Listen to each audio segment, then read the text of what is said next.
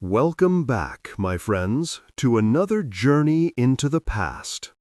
Tonight, I invite you to step into one of history's most dramatic turning points, a night when an ancient empire drew its last breath, and a young conqueror carved his name into the destiny of the world.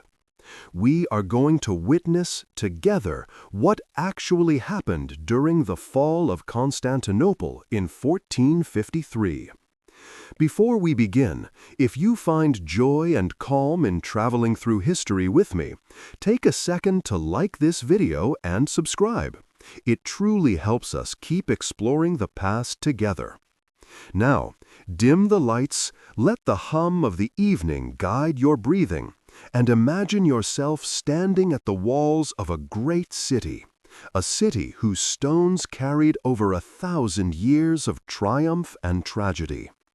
Constantinople was not merely a capital, it was the last heartbeat of Rome itself.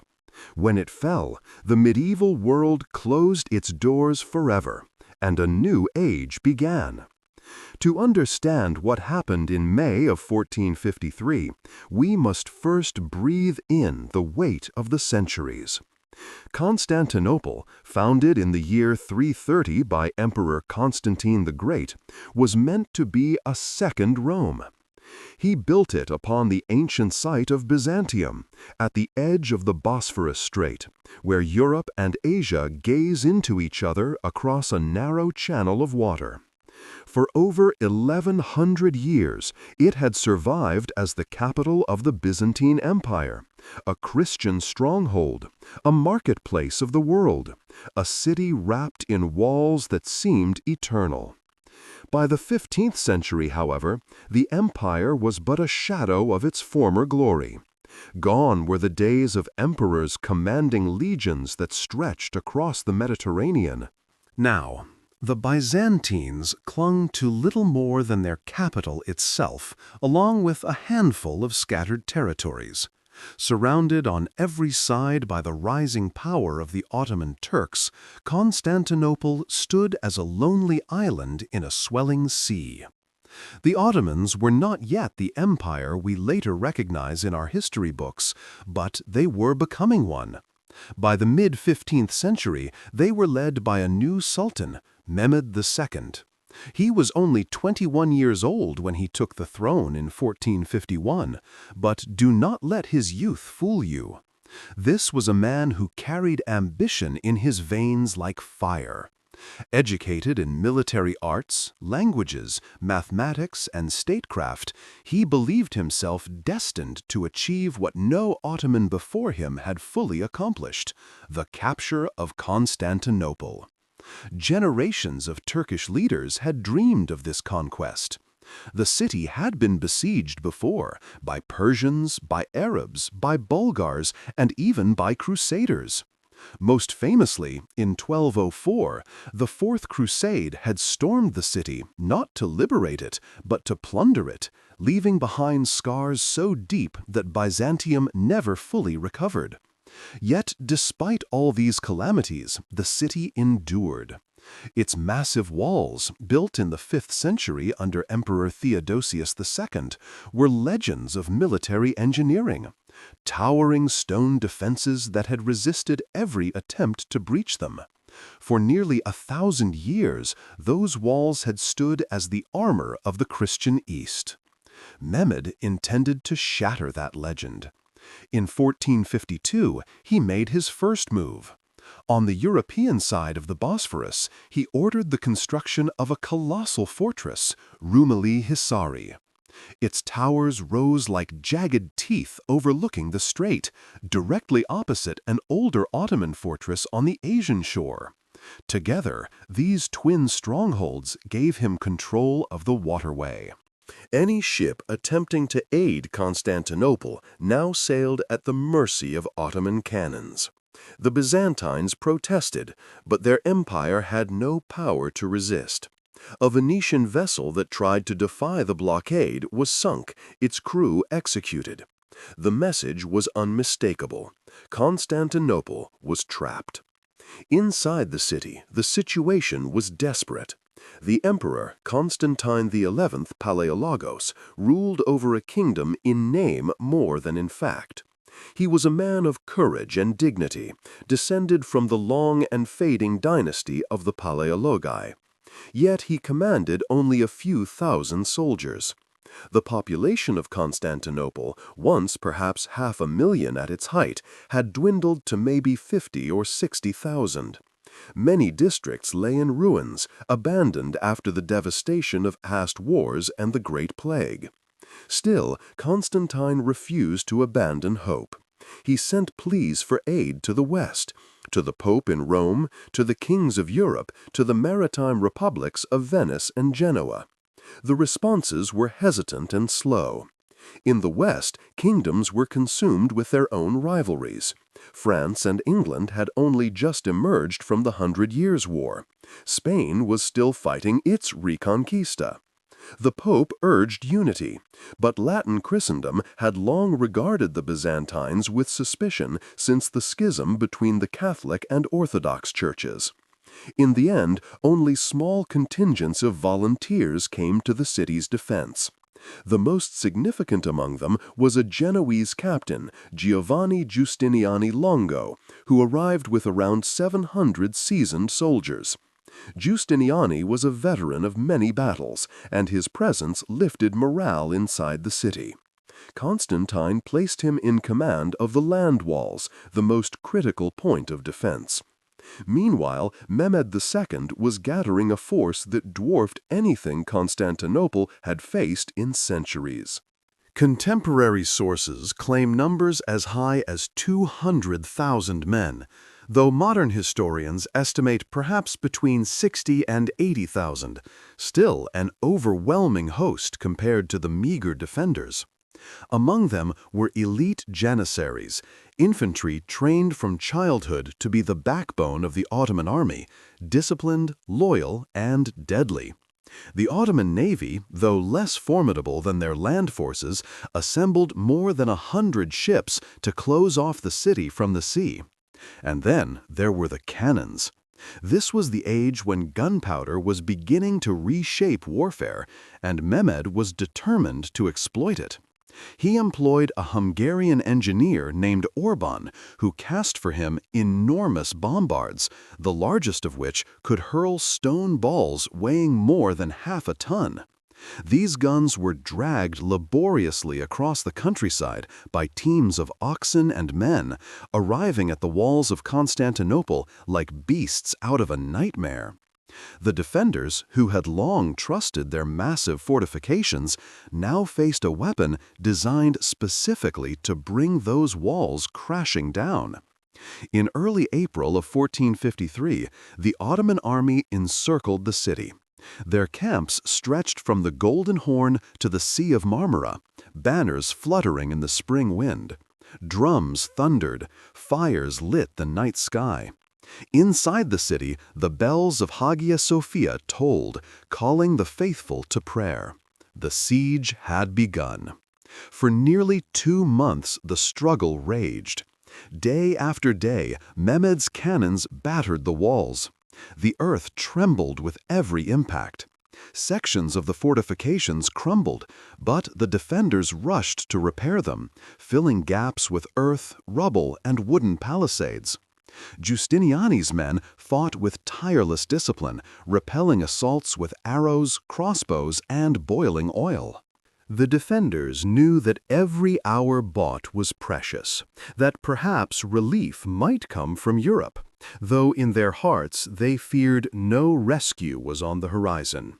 The Ottomans tried every tactic, tunneling beneath the walls, building wooden towers to overtop them, launching attacks from the sea. Yet the Byzantines countered with remarkable ingenuity.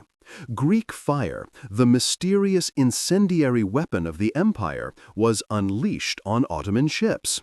Countermines collapsed enemy tunnels. Chains were stretched across the Golden Horn to block the entrance of the Ottoman fleet. For a time, it seemed the ancient city might once again defy the odds. But Mehmed was relentless. In one audacious maneuver, he ordered his ships to be dragged over land, across wooden logs greased with fat, bypassing the chain blockade and placing his fleet directly inside the Golden Horn. When the defenders awoke to see Ottoman sails on waters they thought secure, despair deepened. And still the cannons roared. Day after day, stone thundered against stone. The walls groaned and shattered. Food grew scarce. Hope dwindled. And yet, inside the palace, Emperor Constantine XI remained resolute. He spoke to his people, reminding them that they fought not only for their homes, but for their faith, their heritage, their honor. His final speech to his soldiers, given on the eve of the last assault, would become legend. "The hour has come when we must prove our devotion to our God, our emperor, our country. The city entrusted to our keeping is the pride of all Christendom. Let us not disgrace ourselves." Outside the walls, Mehmed prepared his final blow. On the night of May 28, 1453, the city held a solemn vigil. Candles flickered inside Hagia Sophia, where citizens gathered to pray through the night. The emperor himself knelt among them, taking communion with nobles and peasants alike, no longer an emperor, but simply a man among his people. At dawn, the storm would come. The night of May 28, 1453, was heavy with silence and dread. Across the darkened city of Constantinople, the people gathered in churches, in the courtyards of monasteries, in the candlelit nave of Hagia Sophia. They prayed, they wept, they embraced one another, knowing that by the next dawn their world might no longer exist. Some confessed their sins aloud, voices trembling, while others simply gazed upward at mosaics of saints and angels, hoping for a miracle. The emperor himself, Constantine XI Palaiologos, was not cloistered away in a palace chamber. He had spent the day inspecting the walls, speaking to soldiers, reassuring the weary and wounded. That evening, he joined his people in Hagia Sophia, not as a distant monarch, but as a man kneeling among his subjects. Accounts tell us that he received communion alongside commoners and nobles alike, then rose to deliver his final words. He told them that the time had come, that each man must do his duty, that the defense of the city was not only a struggle for their homes and families, but for the faith and honor of all Christendom. When he finished, he is said to have embraced his commanders, including Giovanni Giustiniani Longo, the Genoese captain who had so skillfully directed the defense of the land walls. He sought out his closest companions, asking their forgiveness for any wrongs he might have committed as emperor. In that moment, titles melted away. He was no longer the Basileus of the Romans, heir to centuries of emperors. He was a soldier preparing to meet his fate. Beyond the walls, the Ottoman camp was anything but quiet. Sultan Mehmed II had prepared his men for the final assault. Fires burned across the hills, drums thundered, horns blared. The air trembled with the restless energy of tens of thousands of soldiers who knew the hour had come. They had endured weeks of frustration, of failed assaults, of stubborn resistance from the defenders. Now, their young sultan promised them glory, riches, and eternal honor if they took the city. He assured them that Constantinople, with its churches of gold, its treasures of marble and silk, was theirs for the taking. Mehmed himself rode among them, clad in armor, his presence electric. Though only 21, he carried himself with the certainty of destiny. For him, this was not merely a military conquest, it was the fulfillment of prophecy. Muslims for centuries had spoken of the hadith that foretold the conquest of Constantinople by a great commander. Mehmed believed himself to be that chosen one. The prize before him was not only material wealth, but the crown of legitimacy. If he could take this city, he would not simply be the Sultan of the Ottomans, he would be Caesar in the eyes of his people, the rightful heir to Rome. As midnight passed and the final hours ticked away, both sides prepared in their own way. The Byzantines lit candles and sang hymns that echoed through the streets. The Ottomans sharpened blades, oiled armor, and prepared ladders and siege engines. The night was thick with expectation, as if the very stones of the city trembled at what was to come. Then, before dawn on May 29th, the assault began. It came in waves, orchestrated with relentless precision. Mehmed first sent forward the irregular troops, the Bashibazouks, a wild and undisciplined force drawn from across his domains. These men, armed with whatever weapons they could carry, charged the walls in a furious rush. Their purpose was not to break through, but to exhaust the defenders, to force them to expend arrows, bolts, and energy in repelling the tide. The Bashibazouks hurled themselves at the breaches, scaling ladders, shouting cries, battering gates. They were cut down in droves by the defenders, who rained missiles from above, poured boiling liquids, and pushed back ladders with spears. For 2 hours the chaos raged, but the walls held. As dawn's light began to creep over the horizon, Mehmed unleashed his second wave, the Anatolian troops, more disciplined, more heavily armed. They advanced with ladders and shields, pressing forward with determination. The cannons boomed, shaking the ground as stone shot slammed into the fortifications, widening cracks and craters. Dust and smoke filled the air, choking the lungs of friend and foe alike. Again, the defenders resisted. From the towers and battlements, they struck down attackers, fighting with desperation born of knowing there would be no tomorrow if the city fell. But the weight of numbers was overwhelming. For every attacker slain, more pressed forward. The Byzantines and their allies rushed from point to point, plugging gaps, shouting encouragement, dragging the wounded to safety. Giustiniani was everywhere, commanding with discipline, his Genoese mercenaries forming the backbone of the defense. Emperor Constantine himself is said to have fought on the walls, sword in hand, clad in armor, visible to his men, his presence inspiring courage. Still, the onslaught continued. Mehmed held back his most formidable troops for last, the Janissaries. As the sun rose higher, he gave the order. The drums thundered anew, and the elite corps advanced. Clad in distinctive uniforms, disciplined and silent, they moved forward as one. Unlike the chaotic Bashibazouks, unlike the weary Anatolian soldiers, the Janissaries marched with deadly purpose. They struck at the weakened sections of the wall near the gate of St. Romanus, where the great bombard had been pounding for weeks. Cracks had opened there, breaches hastily filled with rubble and wooden barricades. Now, under the relentless pressure, those makeshift defenses began to buckle. It was at this critical moment that disaster struck within the defenders' ranks. Giovanni Giustiniani, the stalwart Genoese commander, was gravely wounded by either a cannonball fragment or a musket shot. Accounts vary, but what is clear is that he was carried from the walls, bleeding and in agony. His men, seeing their leader struck down, faltered. Panic rippled through their ranks.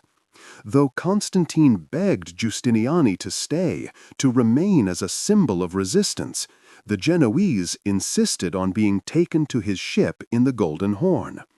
His departure left a hole in both the defenses and the morale of the city. The Janissaries pressed harder. The defenders fought with ferocity, but exhaustion and despair were seeping into their bones. The Ottomans surged into the breaches, clambering over rubble, planting their banners upon shattered walls. For a brief moment, the Byzantines rallied. Emperor Constantine is said to have cast off his imperial regalia, crying out that the city was lost, but that he would not live to see its shame. He plunged into the melee, sword in hand, fighting alongside his men until he vanished in the crush of battle. His body was never definitively identified, but the legend of his final stand became immortal. By mid-morning, the tide was irreversible. Ottoman troops poured through the breaches. Gates were flung open. Soldiers swarmed into the streets. The defense collapsed in pockets of resistance, brave but doomed. Citizens fled in terror, rushing toward Hagia Sophia, the great church that had stood for nearly 1,000 years. Inside, thousands crowded together, praying for divine intervention, for angels to descend and save them. But no miracle came. Ottoman soldiers burst through the doors, their shouts echoing beneath the soaring dome. The people inside were seized as captives. Hagia Sophia, once the greatest cathedral of Christendom, was transformed within hours into a mosque. Its altars stripped, its icons defaced, its walls echoing with the call to prayer. Across the city, the sack unfolded. By custom of war, Mehmed allowed his troops 3 days of looting. Homes were plundered, treasures seized, men and women taken as slaves. The cries of the conquered mingled with the triumphant chants of the conquerors. The 1,000-year-old dream of Rome in the East had ended in fire and blood. Yet even in victory, Mehmed showed a measure of restraint. After the initial sack, he forbade further destruction, seeking to preserve the city as his new capital. He rode through the gates in triumph, gazing upon the ruins not with the eyes of a destroyer, but with those of a builder. To his soldiers, he was now the conqueror. To history, he would forever be remembered as Mehmed the Conqueror, the man who ended Byzantium and transformed Constantinople into Istanbul, the jewel of the Ottoman Empire. For the West, the shock was immense. News spread like wildfire. The city that had stood for over a millennium, the bulwark of Christendom, had fallen. Europe trembled. The fall of Constantinople was more than a military defeat. It was a rupture in history, the closing of the medieval world. Scholars fled westward, carrying with them precious manuscripts, fueling the Renaissance. Trade routes shifted, pushing Europeans to look for new paths to the east, sparking the age of exploration. The reverberations of that day in May 1453 would be felt across centuries. But in that moment, as the smoke drifted above the broken walls and the cries of the conquered filled the air, all that mattered was the reality. Constantinople had fallen. The morning of May 29, 1453, did not end with the fall of the walls. For the people of Constantinople, it marked the beginning of a new and terrible chapter. The gates that had stood for 1,000 years were now open, not to merchants or pilgrims, but to soldiers surging through the streets. The rhythm of boots, the clang of weapons, the triumphant shouts of the conquerors blended with the cries of the defeated. By tradition of war, Mehmed II allowed his soldiers the right of plunder. This was not unusual in the 15th century. Cities that resisted and then fell were considered spoils of conquest. The Ottomans poured into homes and churches, stripping them of treasures. Gold chalices, silken robes, jeweled icons, objects that had been sacred for generations, were torn from altars and carried away. The walls of Constantinople had fallen, and with them the last illusion of security. For the ordinary citizens, the horror was personal. Families were torn apart. Men were bound and led away in chains, women seized as captives, children separated from their parents. Many were destined to be sold in the slave markets of Edirne or Cairo. Some would serve in Ottoman households, others would vanish into the anonymity of bondage. It was a catastrophe that imprinted itself into memory, a wound that would ache for generations. Inside Hagia Sophia, the chaos was especially poignant. For nearly 1,000 years, it had been the heart of Orthodox Christianity, a place where emperors were crowned and patriarchs enthroned, where the faithful had sung hymns beneath its great dome. On that morning, it was crowded with refugees, men, women, and children clinging to hope. When Ottoman troops burst inside, the sanctity of the place was shattered. The icons were torn down, the marble altar desecrated, and the congregation taken captive. The echoes of prayers gave way to the sound of chains and shouts. Yet even amid this storm of violence, order was not far behind. Mehmed II was no reckless warlord. He was a conqueror, yes, but also a visionary ruler. He had not torn down the city to leave it in ruins. He had come to claim it as his capital. After a single day of chaos, he began to impose control. He entered Hagia Sophia himself, dismounted from his horse, and declared that it would be converted into a mosque. For his men, this was a moment of triumph. The greatest church in Christendom now resonated with the prayers of Islam. The transformation of Hagia Sophia was swift but symbolic. Crosses were removed, mosaics depicting Christ and the saints were plastered over or concealed, and the space was reoriented toward Mecca. Where once the divine liturgy had been sung in Greek, now the muezzin's call to prayer rose through the dome. It was not merely a change of faith, but a declaration that Constantinople had entered a new era. Mehmed himself was careful to shape the city's future. He ordered that looting cease, that churches not destroyed be preserved, and that the city be repopulated. For he understood that a city without people is no city at all. The sack had emptied streets and left buildings desolate. Many residents had been killed, enslaved, or fled. Mehmed issued decrees encouraging Muslims, Christians, and Jews to settle in his new capital. He offered privileges and incentives, restoring neighborhoods, rebuilding markets, and repairing walls. Slowly, the city began to breathe again. To secure his rule, Mehmed also needed to address religion. The Orthodox Church had long been the soul of Byzantium, and he knew that suppressing it entirely would only breed resistance. Instead, he allowed the Orthodox Patriarchate to continue, appointing Gennadius Scholarius as the new Patriarch of Constantinople. This was a shrewd move.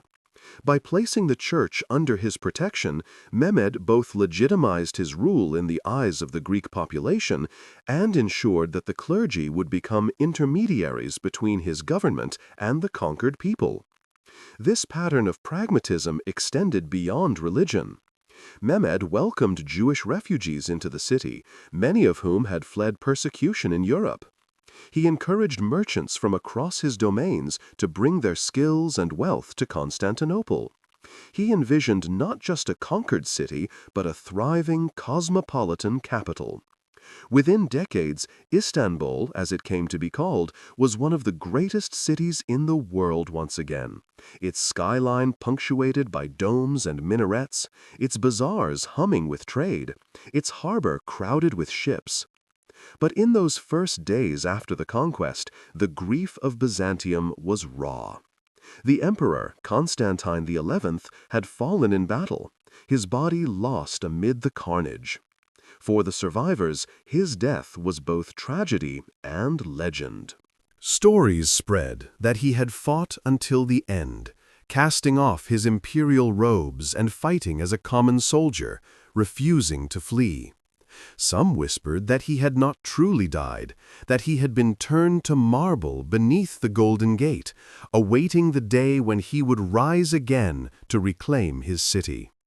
Myth became balm for a broken people. In the West, news of the fall struck like a thunderclap. Messengers carried the tidings to Venice, to Rome, to Paris, to London. Chroniclers recorded the disbelief, the sorrow, the fear. How could it be that Constantinople, the queen of cities, had fallen? For centuries, Europeans had looked eastward and seen in Byzantium a shield, a bulwark that stood between Christendom and the advance of Islam. Now that shield was shattered. The gates of Europe, it seemed, lay open. Pope Nicholas V called for a new crusade, but the spirit of the age was not what it had been in earlier centuries. Kings and princes were consumed with their own wars, their own rivalries. The unity of Christendom had fractured. No great army marched east to reclaim the city. Constantinople was lost, and Europe would have to reckon with that reality. Yet, even in loss, Byzantium left gifts to the world. Scholars who fled the city carried with them manuscripts of ancient Greek and Roman learning, texts that had been preserved in Constantinople's libraries while the West endured the turmoil of the Dark Ages.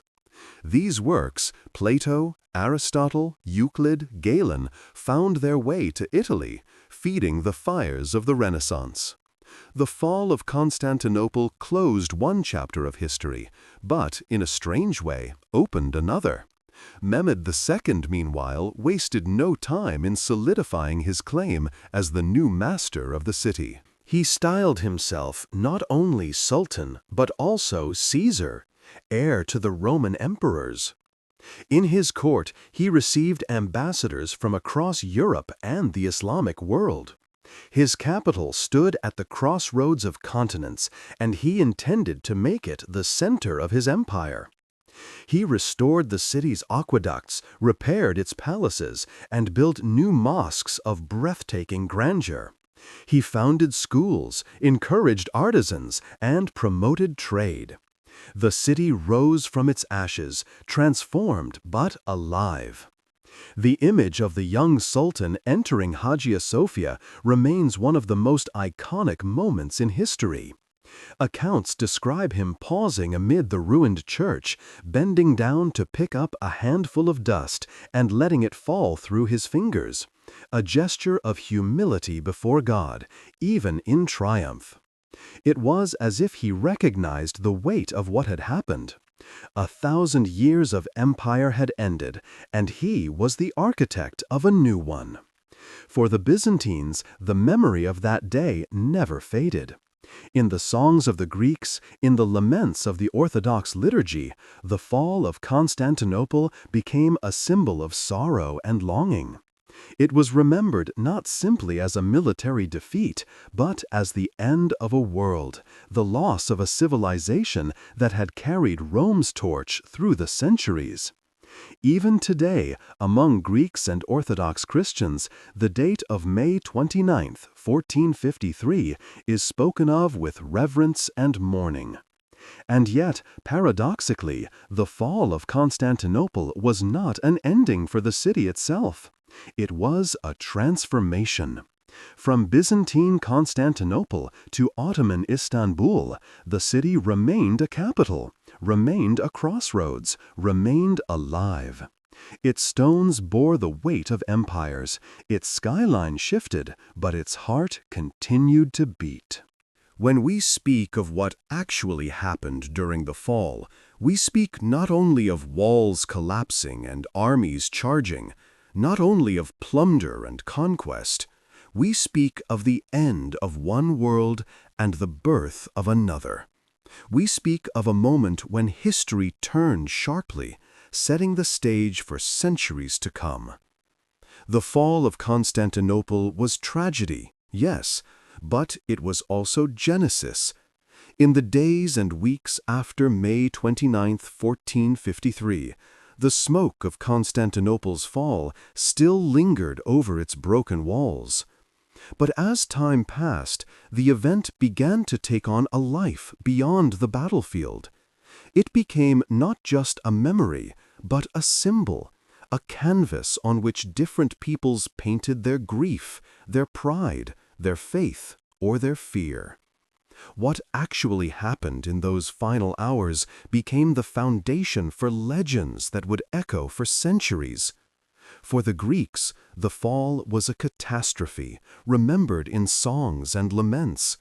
They called the city the Queen of Cities, and its loss was not simply political, it was spiritual. In their eyes, it was the end of the Roman Empire, the empire of their ancestors, the inheritance of Constantine the Great. The Orthodox liturgy absorbed this grief, weaving prayers that mourned the loss of Hagia Sophia, once the great cathedral of Christendom, now a mosque. On the feast days of the Church, Greek communities would chant hymns that blurred the line between worship and lamentation. Among the most enduring of these laments was the legend of the Marble Emperor. According to the tale, Constantine XI, the last emperor, did not truly die when the Ottomans breached the walls. Instead, an angel turned him into marble at the Golden Gate, hiding him beneath the earth. One day, when God willed it, the Marble Emperor would awaken, rise again, and reclaim the city for his people. This myth carried a fragile hope through centuries of Ottoman rule, a dream whispered in Greek households, passed down as a secret promise that history was not finished. For the Ottomans, by contrast, the conquest was the fulfillment of prophecy and destiny. Mehmed II was hailed as the conqueror, not just of a city, but of a dream. The hadith of the Prophet Muhammad had spoken of a great commander who would take Constantinople, and now Mehmed was that commander. His triumph was celebrated in poetry and chronicles. He was likened to Alexander the Great, to Caesar, to heroes who bent the arc of history. In Ottoman memory, 1453 was not tragedy, but triumph, the moment when their empire stood as heir to the ancient world. In Western Europe, the response was more complex. At first, it was disbelief, even paralysis. When news reached Rome, Venice, and Paris, it was as if the earth itself had shifted. For centuries, Constantinople had stood as a bulwark against Eastern expansion. Now that shield was gone. Chroniclers described the fall in apocalyptic tones, as though it were a sign of the end times. Preachers thundered from pulpits that the sins of Christendom had brought divine punishment. Pamphlets spread across the continent, urging kings and princes to unite in a new crusade. But the crusade never came. Europe in the 15th century was fractured, embroiled in its own wars. France and England had exhausted themselves in the 100 Years' War. Spain was locked in its Reconquista. The papacy was weakened by schisms and political struggles. No great army assembled to march eastward. Constantinople was lost, and Europe could do nothing but mourn. Yet from this loss came unexpected consequences. The flight of scholars from the city carried with it manuscripts that had been preserved for centuries in Byzantine libraries. Works of Plato, Aristotle, and the ancient mathematicians and physicians found their way into the hands of Italian humanists. These texts, infused with Greek wisdom, helped spark the Renaissance, a rebirth of art, science, and philosophy that reshaped Europe. In this way, the fall of Constantinople was both an ending and a beginning. The myths of the fall spread quickly. Some claimed to have seen visions in the sky, angels descending to protect the city, only to vanish at the last moment. Others told of mysterious lights hovering above Hagia Sophia the night before the final assault, interpreted as the Holy Spirit departing from the Church. These stories were retold for generations, becoming part of the collective imagination of Christendom. Even within the Ottoman world, legends grew. Some Muslim poets wrote of the conquest as divinely ordained, describing the city as a jewel that had waited for centuries to be claimed. They told of Mehmed entering Hagia Sophia and humbly laying dust upon his head as a gesture of gratitude to God.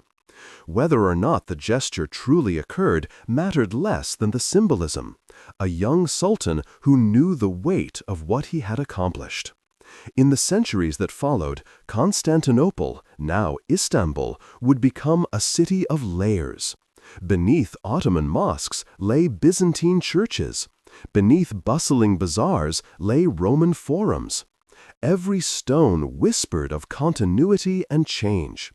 Travelers who visited marveled at the way the past and present intertwined, the way the echoes of empire still resonated in every arch and dome. For Christians in the East, the memory of the fall remained a wound that never fully healed. For Muslims, it was a source of pride.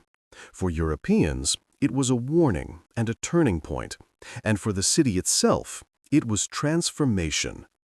When we ask what actually happened during the fall, we find ourselves balancing between history and memory, between fact and legend.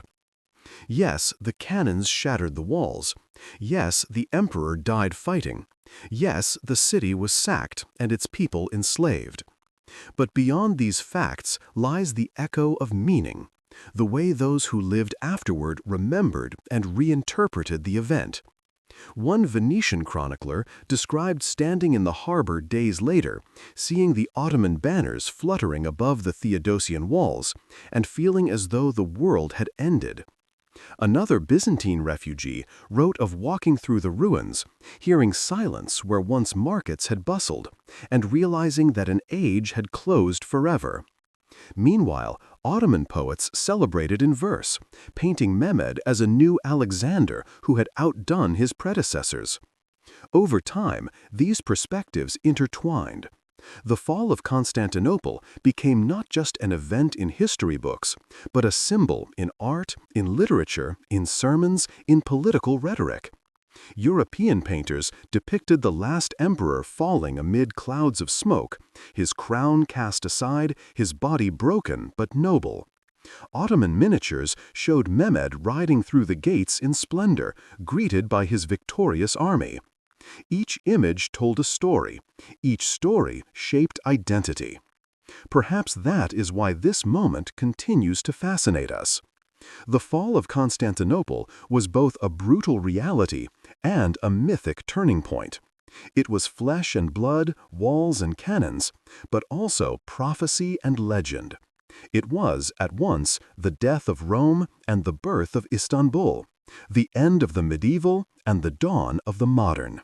As centuries passed, the memory of May 29th lived on in unexpected ways.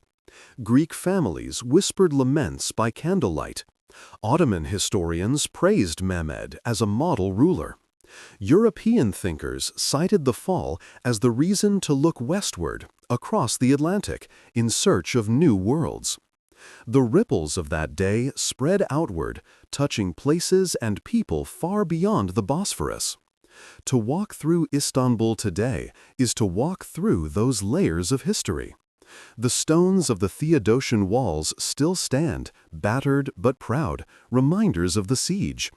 Hagia Sophia still rises, a testament to endurance, its dome carrying both the chants of Christian liturgy and the call of Islamic prayer across the centuries. The city itself is proof that history does not end, it transforms. So, what actually happened during the fall of Constantinople? The city was conquered, yes, but more than that, a story was written into the soul of humanity. A story of endings and beginnings, of grief and triumph, of legends born in the dust of broken walls.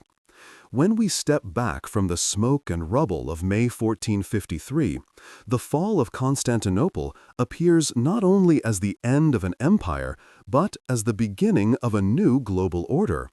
What actually happened during those weeks of cannon fire and battle cries was the collapse of Byzantium, yes, but the consequences radiated outward, reshaping continents, economies, and ideas in ways that continue to echo today. One of the most immediate and profound effects was on trade. For centuries, Constantinople had been the hub of commerce between East and West. Spices from India, silk from China, precious gems from Persia, all had flowed through the markets of the city before reaching the ships of Venice and Genoa. These goods were more than luxuries. They were the arteries of wealth that nourished European kingdoms. The fall of Constantinople disrupted the system. With the Ottomans now in control of the Bosphorus and the land routes beyond, European merchants faced heavy tariffs, restricted access, or outright exclusion. For Venice and Genoa, the great maritime republics that had once thrived on their privileged positions in Byzantine trade, the loss was catastrophic. Their ships could still sail to the Levant, but now they paid dearly for the privilege. The Ottoman Empire, eager to enrich itself, demanded tribute and controlled choke points. The cost of spices soared. Pepper, cinnamon, and cloves, once the treasures of medieval feasts, became rarer and more expensive. It was this economic squeeze that pushed Europeans to look for alternatives. If the old road to the riches of the East was blocked, perhaps a new one could be found. And so began the great voyages of discovery. Portuguese sailors crept down the coast of Africa, seeking a route around the Cape of Good Hope to India. In Spain, explorers dreamed of sailing westward across the Atlantic. The fall of Constantinople, by closing one door, had opened another. Without the shock of 1453, it is difficult to imagine Columbus setting sail in 1492, or Vasco da Gama rounding Africa in 1498. The age of exploration was, in part, born from the dust of Byzantium's collapse. But the consequences were not only economic. Politically, the fall of Constantinople sent tremors through the courts of Europe. Kings and princes, already anxious about the advance of the Ottomans, now saw that no fortress was impregnable. If the great Theodosian walls could crumble, what of their own castles? Fear spread westward like wildfire. Diplomats scrambled to secure alliances. Preachers called for crusades. Yet the reality was that Europe was divided. The rivalry between France and England, the ambitions of the Habsburgs, the fragile unity of the Holy Roman Empire, these fractures prevented a united response. In many ways, the fall of Constantinople exposed the weakness of Christendom's solidarity. For centuries, the schism between the Catholic West and the Orthodox East had festered. Now, at the moment of greatest need, that division proved fatal. Few Western powers sent aid to Constantine XI. The promises of help had arrived too late or not at all. When the city fell, guilt mingled with grief. Chroniclers in Italy and France wrote with sorrow, but also with an undertone of self-reproach. They had let the Queen of Cities die. For the Ottoman Empire, by contrast, the victory was transformative. Mehmed II emerged not merely as a successful sultan, but as a world figure. He styled himself Caesari-Rum, Caesar of Rome, declaring that the legacy of the Roman emperors now lived in him. His capital, Istanbul, became the seat of an empire that would dominate southeastern Europe and the Middle East for centuries. The conquest energized Ottoman expansion. Within a generation, their armies pushed deep into the Balkans, clashed with Hungary, and threatened the gates of Vienna. Europe would never again feel entirely secure. Culturally, the fall of Constantinople unleashed a migration of minds. Greek scholars fled westward, carrying with them manuscripts that had been preserved for generations in Byzantine monasteries and libraries. These texts were treasures of the ancient world, works of Plato, Aristotle, Galen, and Euclid, many of which had been forgotten or neglected in medieval Europe. In Florence, Rome, and Venice, these manuscripts ignited curiosity. Humanists pored over them, rediscovering ideas of logic, science, and philosophy. The Renaissance, already stirring in Italy, now received a flood of intellectual fuel. The wisdom of Greece, preserved in Byzantium, flowed into the bloodstream of Europe. It is not an exaggeration to say that the fall of Constantinople helped shape the modern world. Without it, perhaps Columbus would not have crossed the Atlantic when he did. Without it, perhaps Copernicus and Galileo would not have had access to ancient Greek texts that inspired their astronomical revolutions. Without it, perhaps Michelangelo and Leonardo da Vinci would not have found such fertile ground for their genius. A city's death gave birth to an age. And yet, for all these grand consequences, the fall was also personal, intimate, human. For the survivors, it meant exile or servitude. Families were torn apart. The streets where children once played became markets for slaves. A Byzantine noble might wake one morning in Constantinople and find himself by evening bound for Cairo, sold in chains. A widow might see her daughters carried away, never to return. These human stories remind us that history is not only the movement of empires, but the suffering of individuals. Legends about those individuals grew in the telling. Stories circulated of nuns who chose death rather than dishonor, of monks who sang hymns until swords silenced them, of citizens who hid relics beneath floorboards, hoping they would one day be uncovered. These tales became part of the tapestry of memory, blurring fact and myth, but carrying the essence of grief. Meanwhile, in Ottoman chronicles, the narrative was triumphant. Mehmed was portrayed as a wise and just conqueror who restored order after the chaos of conquest. His decision to preserve the Orthodox Patriarchate was praised as evidence of tolerance. His rebuilding of the city was lauded as visionary. To his subjects, he was not merely a conqueror, but a founder, the man who gave Istanbul its destiny as the capital of an empire that would last nearly 500 years. The duality of memory, grief in the West, glory in the East, ensured that the fall of Constantinople would never be forgotten. It became a reference point, invoked whenever civilizations clashed, whenever cities stood on the brink. In sermons, preachers warned their flocks that sin could bring disaster, pointing to Constantinople as proof. In Ottoman poetry, bards sang of the city's domes and minarets as jewels of victory. In Renaissance studies, scholars remembered it as the lost cradle that had gifted them wisdom.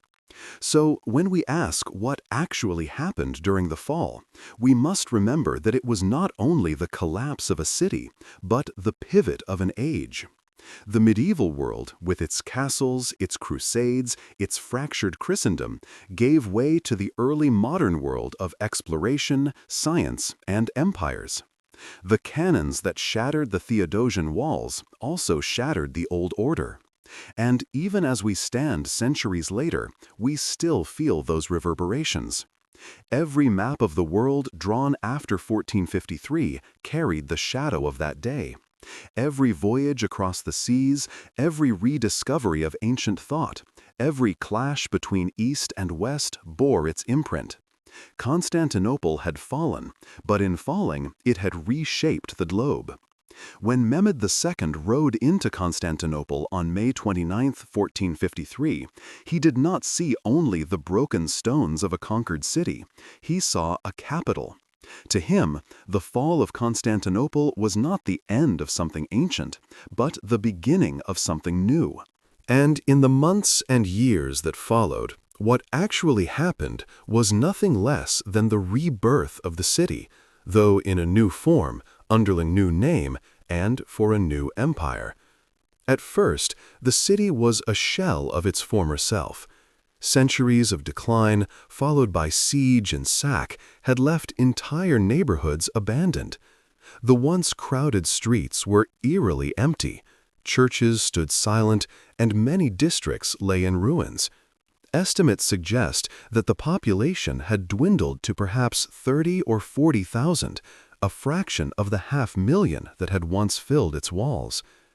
The air was heavy with smoke, the markets deserted, the harbors quiet. Mehmed understood that a city without people was no city at all, so he began the work of rebuilding. His first priority was population. He issued decrees compelling people from across his empire to settle in the new capital. Greeks, Armenians, Jews, Turks, Slavs, Arabs, all were brought into the city. Some came willingly, lured by promises of tax relief or land. Others came by force, relocated from conquered territories to breathe life into the hollow streets. Within a few decades, Istanbul's population swelled once again, a patchwork of cultures and faiths that made it one of the most cosmopolitan cities in the world. Religion was central to this transformation. Mehmed declared Hagia Sophia a mosque, symbolizing the triumph of Islam. Yet he did not abolish Christianity.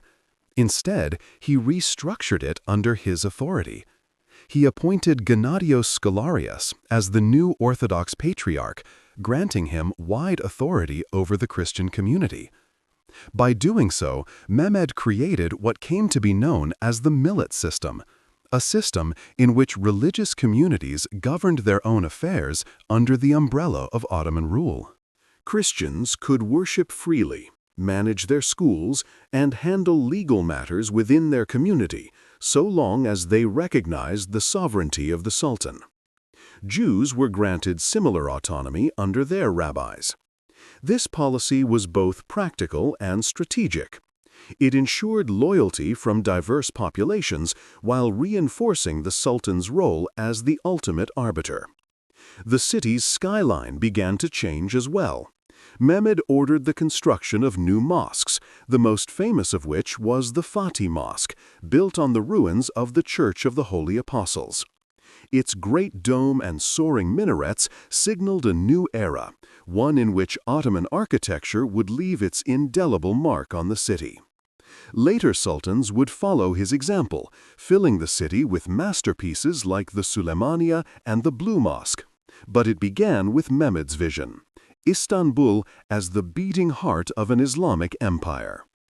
Economically, Mehmed sought to restore Istanbul's role as a center of trade. He revitalized the Grand Bazaar, transforming it into one of the largest covered markets in the world. Merchants from every corner of the empire, Persian carpet sellers, Arab spice traders, Armenian jewelers, Greek silversmiths, set up their stalls beneath its vaulted roofs. The harbor of the Golden Horn bustled again, filled with ships carrying goods from the Black Sea, the Mediterranean, and beyond.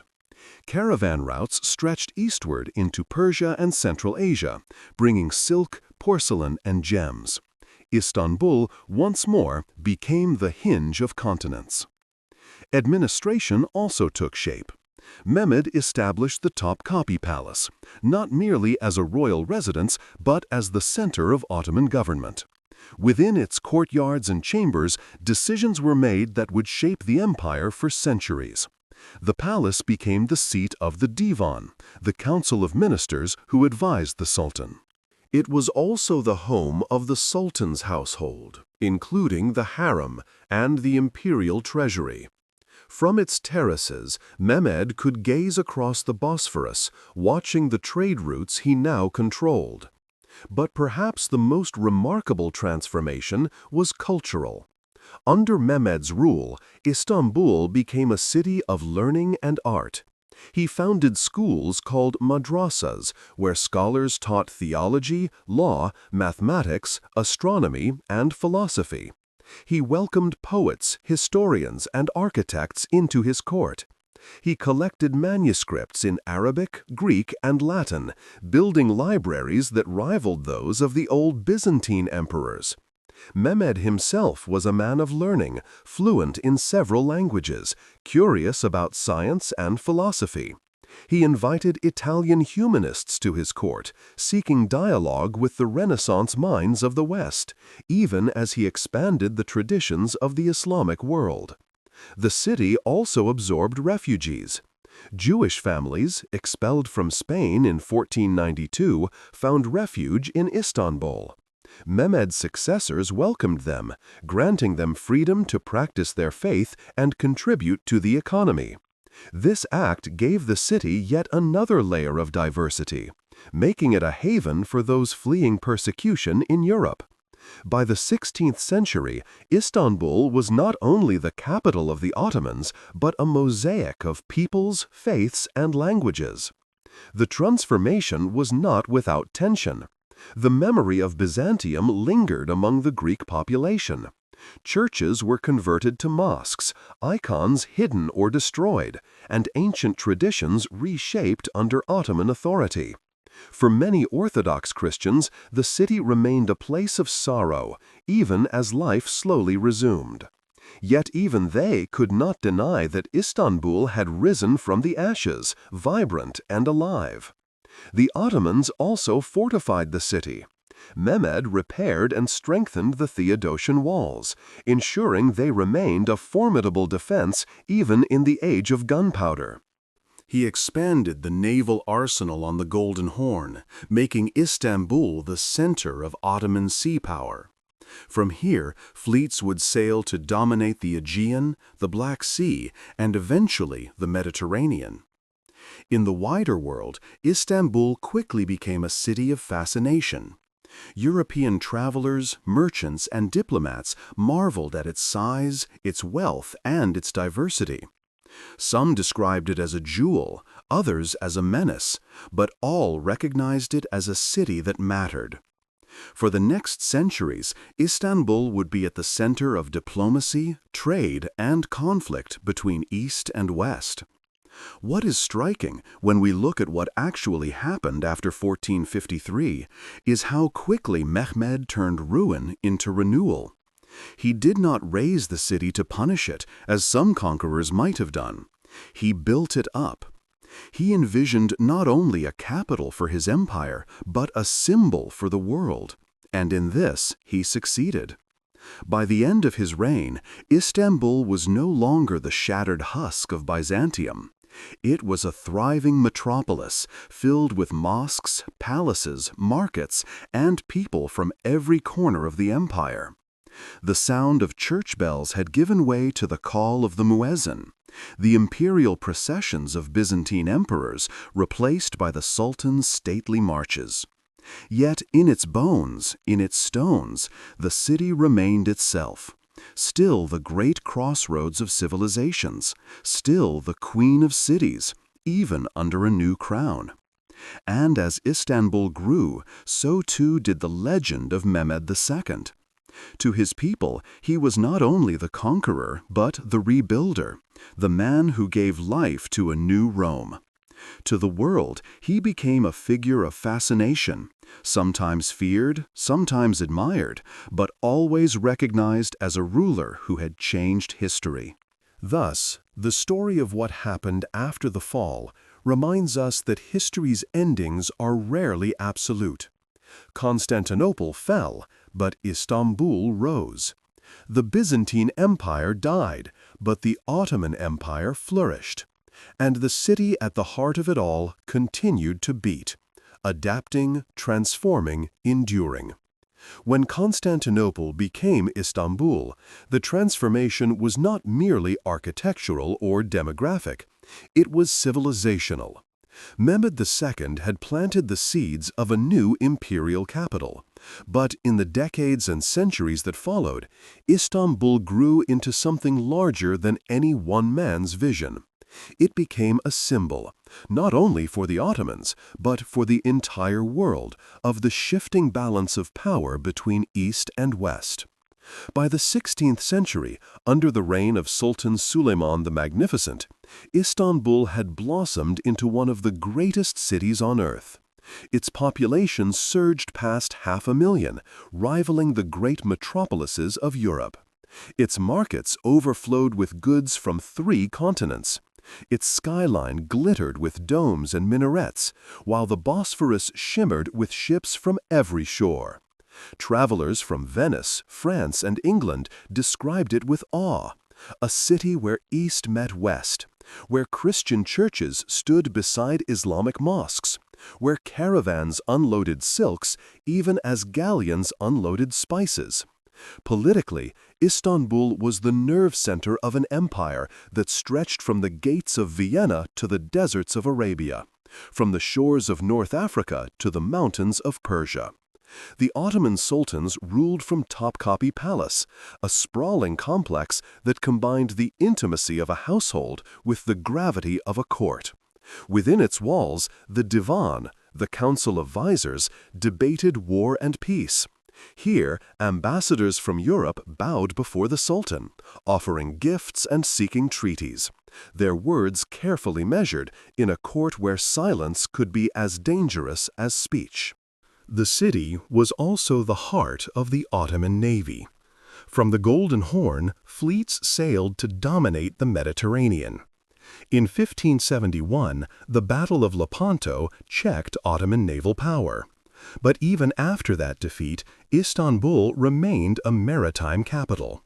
Shipyards along the Bosphorus built vessels that carried goods, soldiers, and pilgrims across seas. The control of waterways gave the city wealth and influence unmatched by any inland capital. Culturally, Istanbul became a beacon of art and learning.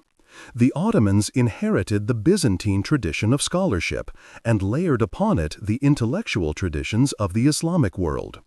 Madrasas flourished, teaching not only theology but mathematics, astronomy, and law. Poets wrote in Turkish, Persian, and Arabic, weaving together languages and styles. Architects, most famously Mimar Sinan, reshaped the city with mosques of breathtaking grandeur, their domes rivaling Hagia Sophia itself. The Süleymaniye Mosque, completed in 1557, was not only a place of worship, but a complex including schools, hospitals, kitchens, and baths, a microcosm of Ottoman society. Religiously, Istanbul was a city of coexistence. The millet system allowed Christians, Jews, and Muslims to live side by side, each governed by their own religious leaders. Walk through the markets and you might hear Greek spoken in one stall, Armenian in another, Ladino in another still. The city was not without tension. Pogroms, restrictions, and rivalries flared from time to time. But compared to much of contemporary Europe, Istanbul was strikingly diverse. For Jews expelled from Spain in 1492, it was a sanctuary. For Orthodox Christians, it was both captivity and continuity, their patriarchate still standing even under Ottoman oversight. The memory of 1453 never faded. For Greeks, it was a wound. For Ottomans, a triumph. Each May 29th, the fall of Constantinople was remembered differently on opposite sides of the Bosphorus. Yet for those who lived in the city itself, life went on. Markets bustled, ships arrived, prayers were said, children were born. History's grand symbols were lived out in the rhythm of daily existence. But Istanbul was not only a cultural capital, it was a strategic prize. Its location at the crossroads of Europe and Asia, at the gateway to the Black Sea, made it a city every power watched with wary eyes. European rulers feared its strength, dreamed of reclaiming it, and schemed against it. The crusading spirit lingered in whispers, but no army marched to retake the city. Instead, Europe confronted Istanbul through diplomacy, trade, and war at its frontiers.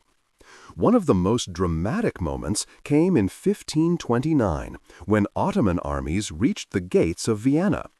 Though the siege failed, it announced to Europe that the empire ruled from Istanbul was a force that could threaten its very heart. In 1683, another siege of Vienna ended in defeat, marking the beginning of Ottoman retreat. Yet even in decline, Istanbul remained formidable, the center of a state that lasted until the early 20th century. What actually happened in those centuries after 1453 was the integration of Istanbul into the identity of the Ottomans themselves. The city was not simply a capital, it was a symbol of legitimacy. To rule from Istanbul was to inherit Rome. Mehmed II had claimed the title of Caesar, and his successors embraced the legacy of empire. The Ottomans saw themselves not only as Muslim rulers, but as heirs to a universal dominion that stretched back to antiquity. In the architecture of their palaces, in the rituals of their court, in the very language of their decrees, echoes of Byzantium persisted, woven into Ottoman fabric. At the same time, Istanbul became a mirror in which Europe saw itself reflected. For Renaissance and Enlightenment thinkers, the city was both fascination and fear.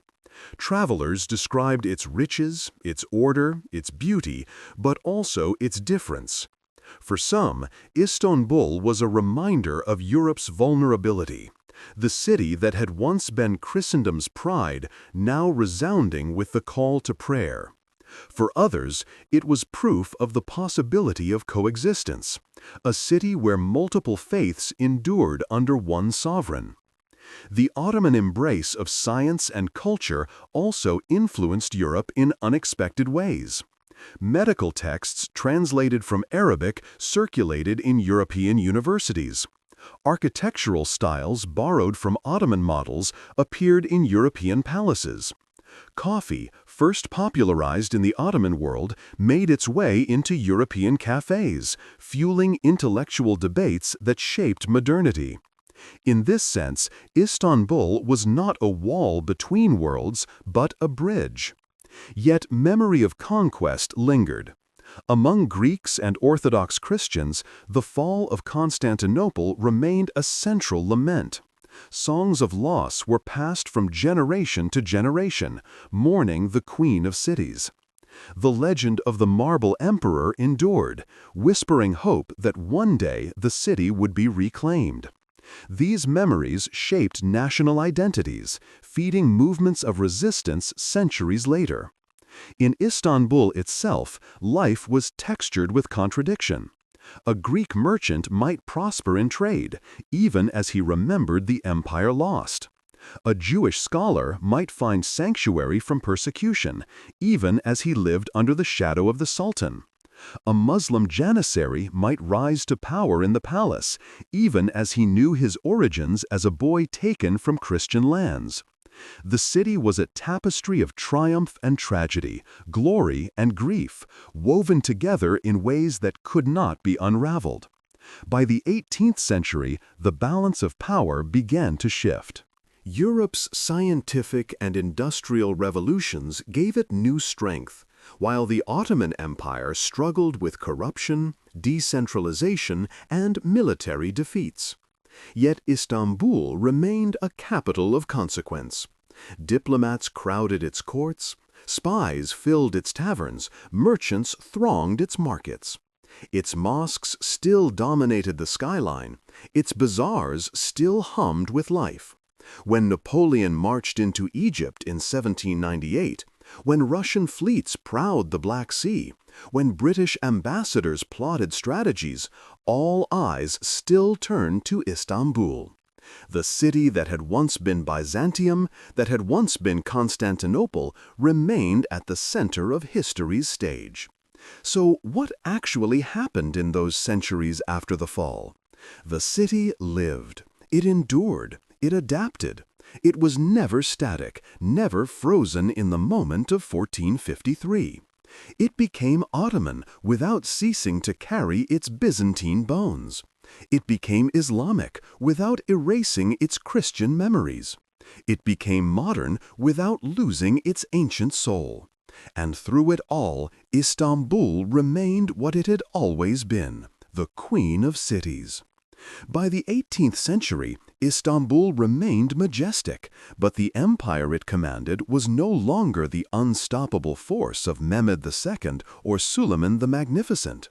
What actually happened in those later centuries was a slow, uneven decline, an empire stretched across continents, yet fraying at the edges.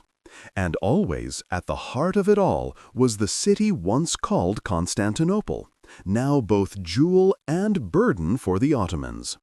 The decline did not come all at once.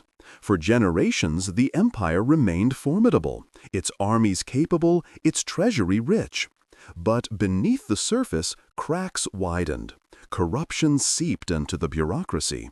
Janissaries who had once been elite soldiers grew complacent and resistant to reform. And the challenges of governing a vast, diverse realm became heavier with each passing century. By the 19th century, Istanbul was a city of contrasts. On one hand, it was still magnificent. The skyline glowed with mosques and palaces, the bazaars buzzed with trade, and the waters of the Bosphorus shimmered with ships. Diplomats and travelers from Europe marveled at its beauty.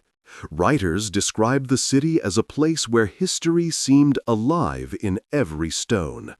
The domes of Hagia Sophia and the minarets of the Blue Mosque stood like guardians of centuries. On the other hand, the Ottoman state was now called the sick man of Europe. European powers circled like vultures, eager to exploit its weakness. Russia pushed southward, seeking control of the Black Sea and access to the Mediterranean. Britain and France, while wary of Russian expansion, also coveted Ottoman lands. The Balkans seethed with nationalist uprisings, Greeks, Serbs, Bulgarians, and Romanians all yearning to break free. Each rebellion chipped away at the empire's hold, and each defeat echoed back to Istanbul. Inside the city, reformers struggled to modernize. The Tanzimat reforms of the mid-19th century sought to reorganize administration, modernize the army, and grant greater equality to Christians and Jews. New schools were opened, legal codes rewritten, and the press expanded. European fashions began to appear in Istanbul's streets. Carriages rattled along avenues where once only horses and donkeys had passed. Yet, for every step toward modernization, there was resistance. Conservatives feared that change would erode the empire's Islamic identity. The Janissaries, threatened by reform, staged revolts until they were finally crushed in the auspicious incident of 1826. The memory of 1453 still hovered like a shadow over the city. For Greeks, the loss of Constantinople was a scar that never healed. In 1821, the Greek War of Independence erupted, and by 1832, Greece had won its freedom. Though the Greeks had reclaimed their independence, their songs and prayers still spoke of Constantinople, the city of their ancestors, the queen of cities that remained out of reach. Nationalists dreamed of one day taking it back, reviving the Byzantine legacy. For the Ottomans, defending Istanbul became synonymous with defending their empire. When the Crimean War broke out in the 1850s, Britain and France allied with the Ottomans to block Russian expansion. Istanbul became the center of diplomatic maneuvering, a city where ambassadors plotted and armies marched in its defense. For the first time, European powers fought not to conquer the city, but to preserve it, because they feared who else might seize it. The city itself reflected these tensions. Stroll through Istanbul in the 19th century, and you would find a place where East and West collided in vivid ways. On one street, traditional markets sold spices, carpets, and copperware. On another, European cafes served coffee and newspapers in French. Ottoman officials wore fezzes and frock coats, blending local tradition with Western fashion. Steamships crowded the Bosphorus, linking the city to global trade. The telegraph connected Istanbul to London, Paris, and beyond. Yet beneath the veneer of modernization, poverty and unrest lingered. Many neighborhoods were crowded and unsanitary. Fires periodically ravaged wooden houses. Epidemics swept through the population. The gap between the wealthy elite and the struggling poor grew ever wider. The symbolism of Constantinople remained powerful in the imagination of others as well. For European Christians, the fall of 1453 was still remembered as a tragedy, retold in sermons and histories. For Russians, the city was the ultimate prize, the third Rome they longed to claim. The Tsars of Russia styled themselves as heirs to Byzantium, protectors of Orthodox Christianity, and their eyes were fixed firmly on Istanbul. Twice in the 19th century, Russian armies came within striking distance of the city, only to be blocked by British and French intervention. Each time, Istanbul breathed easier, but each time the sense of vulnerability grew. As the Ottoman Empire weakened, European powers pressed for influence within the city. British banks financed Ottoman debts. French architects designed new boulevards. German engineers advised on military reforms.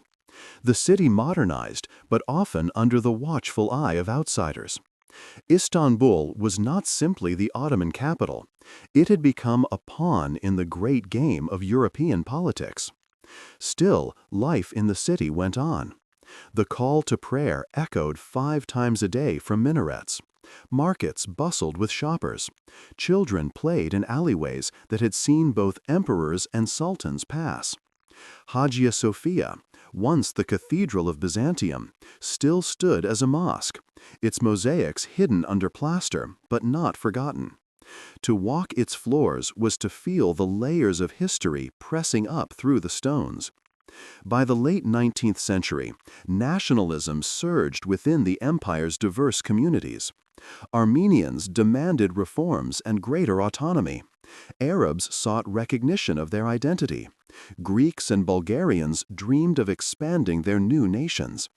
The empire's diversity, once a strength, became a source of fragility. Istanbul was both the symbol of Ottoman grandeur and a reminder of its growing weakness. The fall of Constantinople in 1453 had marked the dawn of Ottoman greatness. By the 19th century, it haunted the empire as a reminder of what had once been possible. Mehmed II had claimed the legacy of Rome. Now, that legacy seemed to slip through the Sultan's fingers. The city remained glorious, but its empire faltered. And yet, even in decline, Istanbul continued to fascinate. European travelers described it as a city of enchantment. Painters captured its skyline in golden light. Writers like Pierre Loti and Mark Twain recorded their impressions of its bazaars, its mosques, its people. To outsiders, it was exotic, mysterious, alluring, a place where the past seemed alive. To its inhabitants, it was home, both ordinary and extraordinary, a place where daily life unfolded beneath domes that had seen centuries pass. What actually happened in the 19th century was a slow transformation. The Ottoman Empire shrank, its territories lost one by one. But Istanbul remained, adapting, absorbing change, enduring. It became less the capital of an empire and more the symbol of survival. Its walls no longer protected an expanding state. They enclosed a city striving to hold on. By the dawn of the 20th century, the empire was weakened beyond recognition. Yet Istanbul still stood, its waters glittering, its skyline soaring, its streets alive. The Queen of Cities had endured sieges, conquests, fires, plagues, and decline. And still she lived. The memory of 1453 was never far away. For Greeks, it remained a lament. For Ottomans, it was a triumph they clung to as newer defeats mounted. For Europeans, it was a cautionary tale, proof that no city, however great, was immune to change. For Istanbul itself, it was history, woven into the very stones beneath its people's feet. As the 19th century gave way to the 20th, Istanbul stood at the crossroads of empires and eras. The city that had once been Constantinople, the jewel of Byzantium, and then the heart of the Ottoman world, was now the capital of a fading empire. What actually happened in the early 20th century was not just the slow decline of Ottoman power, but its sudden collapse under the weight of global war, and with that collapse, the reimagining of Istanbul itself. By 1900, the Ottoman Empire had lost much of its European territory. The Balkans had slipped away through a series of wars and nationalist uprisings. North Africa had fallen to European colonial powers.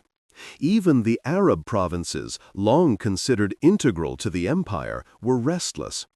The Ottomans still controlled Anatolia, parts of the Middle East, and, of course, Istanbul, but their empire was now a shadow of the vast dominion Mehmed II had envisioned. Reformers within the empire, desperate to revive it, launched efforts to modernize. The Young Turks, a movement of intellectuals and officers, rose to prominence, demanding constitutional government and national renewal. In 1908, they forced Sultan Abdul Hamid II to restore the constitution, creating a parliament in Istanbul. For a brief moment, hope flickered that the empire might find a new path. But divisions ran deep. Nationalist movements among Armenians, Arabs, and Greeks clashed with Turkish centralization. The Ottoman state, instead of uniting, fractured further. Then came the Balkan Wars of 1912–1913. The Ottomans suffered devastating defeats, losing nearly all their remaining European territories. Refugees flooded into Istanbul, bringing with them tales of suffering and loss. The empire that had once threatened Vienna was now driven almost entirely out of Europe. Only Istanbul and a thin strip of land across the Bosphorus remained. It was in this weakened state that the empire entered World War I. The Ottomans allied with Germany and Austria-Hungary, believing that victory might restore their fortunes. For a time, Istanbul became a city at the center of global strategy. German officers walked its streets, advising Ottoman generals. The Dardanelles, the narrow strait south of the city, became one of the most contested waterways of the war. In 1915, the Allies launched the Gallipoli campaign, hoping to seize Istanbul and knock the Ottomans out of the war. The campaign failed. Ottoman soldiers, led by commanders like Mustafa Kemal, later known as Ataturk, defended the straits with tenacity. Istanbul remained unconquered. Yet the war drained the empire.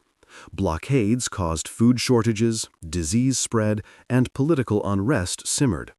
By 1918, when Germany collapsed, the Ottomans collapsed with it. What actually happened next was unprecedented in the city's long history. For the first time since Mehmed II had taken it in 1453, Istanbul was occupied by foreign powers. British, French, Italian, and Greek troops marched into the city, seizing its strategic points, raising their flags over Ottoman buildings. Allied warships anchored in the Bosphorus, their cannons aimed at the heart of the city. The once proud capital of an empire was now humiliated, its sovereignty stripped. For the people of Istanbul, the occupation was both surreal and bitter. Soldiers in foreign uniforms patrolled streets where sultans had once processed in grandeur. Allied officers took up residence in Ottoman mansions. The press was censored, protests suppressed. To Greeks and Armenians within the city, the occupation brought mixed feelings. Some saw it as liberation, others as a dangerous prelude to new conflicts. To Muslims and Turks, it was a national wound, a moment of shame. The Allied powers debated the city's fate. Some proposed internationalizing it, turning it into a neutral zone under the control of the League of Nations. Others suggested returning it to Greece, reviving a fragment of Byzantium. For centuries, Europeans had dreamed of reclaiming Constantinople, and now, briefly, it seemed possible. Yet those dreams would not come true. In Anatolia, resistance was stirring. Mustafa Kemal, the hero of Gallipoli, rallied Turkish nationalists to fight against both foreign occupiers and the remnants of the Ottoman government, which had become little more than a puppet under Allied control. From Ankara, he led a movement that rejected partition, seeking instead to create a new nation-state. The struggle culminated in the Turkish War of Independence, 1919 to 1923. Greek forces invaded western Anatolia, hoping to expand their kingdom and perhaps reclaim Istanbul. Turkish nationalists fought back fiercely, driving them out in a brutal conflict. Armenians sought independence in the east, but the nationalist army resisted them as well. By 1922, the nationalist forces had triumphed. The Ottoman Sultan fled into exile, and the empire that had lasted nearly 500 years was formally abolished. In 1923, the Treaty of Lausanne recognized the sovereignty of the new Republic of Turkey. For the first time in nearly 2 millennia, Istanbul was not the capital of an empire. Mustafa Kemal chose Ankara, a modest city in central Anatolia, as the capital of the new republic, a deliberate break with the imperial past. Istanbul, once the seat of emperors and sultans, was relegated to being a provincial city. Yet Istanbul did not fade into obscurity. Though no longer the political capital, it remained the cultural and economic heart of Turkey. Its harbors still thrived, its bazaars still bustled, its mosques still soared into the sky. The new Republican government sought to modernize it, replacing Ottoman traditions with secular reforms. Hagia Sophia, which had stood as a mosque since 1453, was converted into a museum in 1935, a symbol of Turkey's new identity as a secular nation. The memory of 1453, however, still lingered. For Turks, it remained a moment of triumph, celebrated as the beginning of their rule over the city. For Greeks, it remained a wound, remembered in songs and prayers. In 1953, on the 500th anniversary of the conquest, the Turkish state celebrated with parades and speeches, while in Greece, churches held solemn commemorations. The divide of memory was as sharp as ever. What actually happened in the 20th century was that Istanbul, though stripped of imperial power, endured as a living city, adapting once again. It was occupied, humiliated, then liberated. It lost its crown as a capital, yet retained its soul as a metropolis. Its streets bore the footsteps of foreign soldiers, then of Republican reformers. Its skyline, unchanged in silhouette, now stood for a different nation. During World War II, Istanbul remained neutral, its waters watched closely by both Axis and Allied powers. Spies filled its cafes, trading secrets over cups of coffee. The city once more played the role of crossroads, this time in the shadow of global conflict. In the Cold War, it stood at the frontier between NATO and the Soviet Union, its Bosphorus a vital artery for military strategy. Through all these transformations, Istanbul remained itself, vibrant, chaotic, diverse, enduring. The queen of cities had been Byzantium, then Constantinople, then Istanbul. She had been Roman, Byzantine, Ottoman, and finally Turkish. Empires had risen and fallen around her, but she remained. When we ask what actually happened to Constantinople in the modern age, the answer is this: she survived. Not as the capital of an empire, but as the heart of a nation. Not as the throne of emperors, but as the home of millions. Her name changed, her rulers changed, her faiths shifted, but her essence endured. From the fall of 1453 to the occupation of 1918, from the abolition of the Sultanate to the birth of the Republic, Istanbul witnessed the death of worlds and the birth of others. And through it all, she continued to live, her stones heavy with memory, her waters reflecting the passage of centuries. When the Republic of Turkey was proclaimed in 1923, with Ankara as its new capital, many believed that Istanbul's glory days had finally ended. What actually happened, however, was not decline into irrelevance, but transformation once again. Though stripped of its title as capital, Istanbul adapted, just as it had after 1453, reshaping itself for a new century and a new identity. At first, the change was profound and jarring. The Republican government under Mustafa Kemal Ataturk was determined to break with the Ottoman past. Istanbul, with its palaces, mosques, and imperial traditions, was the embodiment of that past. Ankara, a modest town in central Anatolia, was chosen deliberately as the capital, a blank slate for modernity, far from the weight of empire. Istanbul suddenly found itself sidelined, a city of memory rather than power. Yet Istanbul was too large, too alive, too essential to fade. Its harbors remained the busiest in the country. Its markets still supplied goods from across the world. Its universities trained generations of students. While Ankara became the political center, Istanbul remained the cultural and economic heart of Turkey. Over time, this balance created a duality in Turkish life: the bureaucratic rhythms of Ankara and the vibrant pulse of Istanbul. The Republic reshaped Istanbul in striking ways. Ataturk's reforms secularized public life. Religious courts were abolished, Islamic schools replaced with secular ones, and the Arabic script was abandoned for the Latin alphabet. Hagia Sophia, which had served as a mosque for nearly 5 centuries, was converted into a museum in 1935. This decision symbolized the Republic's new ethos, not Islamic, not Christian, but secular, scientific, and modern. The mosaics of Christ and the Virgin, long hidden under plaster, were revealed once more to the world, even as the call to prayer fell silent within its walls. The cultural shift was profound.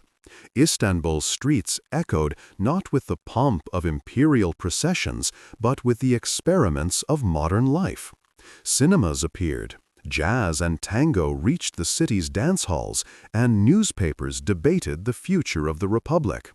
Women gained new rights, including suffrage, and Istanbul's public spaces reflected this change as women walked unveiled, studied at universities, and entered professions once closed to them. World War II brought tension, but not destruction. Turkey remained neutral for most of the conflict, and Istanbul became a city of intrigue. Spies from Axis and allied nations crowded its cafes, whispering over cups of strong coffee.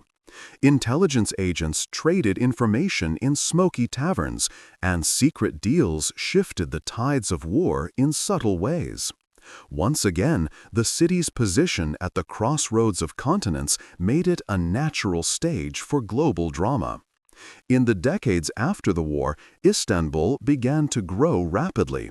Waves of migration from Anatolia swelled its population. Villages emptied as families moved to the city in search of work. Shanty towns rose on its outskirts, their makeshift homes built from wood and tin gradually transforming into permanent neighborhoods. The city that had once been home to emperors and sultans now became home to millions of ordinary Turks, reshaping its identity from imperial grandeur to urban sprawl. Economically, Istanbul surged. Its ports thrived with shipping, its factories hummed with industry, its bazaars continued to attract both locals and tourists. The Grand Bazaar, with its labyrinthine corridors and thousands of shops, remained one of the great marketplaces of the world. Meanwhile, modern shopping districts and skyscrapers began to rise, symbols of a city straddling past and future. Culturally, Istanbul was a magnet. Writers, artists, and musicians made it their home. The city's complexity, its mix of East and West, tradition and modernity, fueled creativity. Turkish cinema blossomed in the mid-20th century, with many films shot on the city's streets. Novels captured the melancholy beauty of its neighborhoods, the shadows of its mosques at sunset, the bustle of ferries crossing the Bosphorus. To live in Istanbul was to live in a story, each district carrying echoes of empires past and voices of the present. Yet memory remained. For Greeks, Armenians, and other former subjects of Byzantium, Istanbul was still Constantinople, the city of loss. In Greece, the lament for May 29, 1453, was sung each year, reminding the faithful of the day when Hagia Sophia's bells had fallen silent. Among Orthodox Christians worldwide, Constantinople remained sacred, the seat of the ecumenical patriarchate, even if diminished under Turkish control. For Turks, the memory of 1453 was celebrated each year with parades and ceremonies, a triumph woven into national identity. This duality, triumph for some, tragedy for others, meant that Istanbul was never just another city. It was a symbol. Western writers often described it with fascination tinged with melancholy, a place where history seemed to breathe from every stone. Turkish writers described it with love and sorrow, aware that its beauty was inseparable from its weight of memory.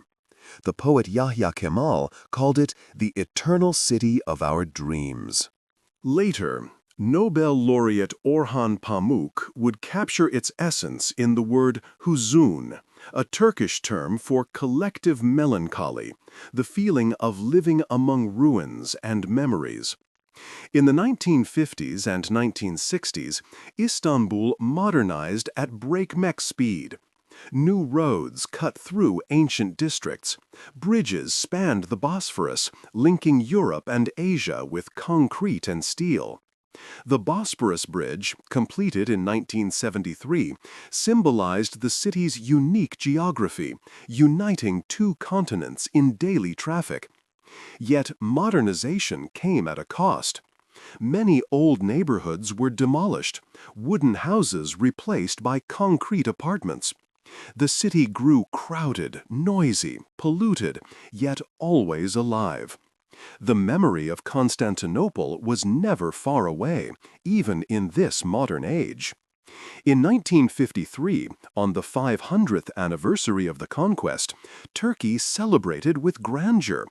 Parades marched, speeches exalted Mehmed II as a national hero, and Hagia Sophia stood at the center of commemoration. In Greece, the same anniversary was marked with mourning. Priests chanted laments, and communities remembered the marble emperor who, legend said, would one day awaken.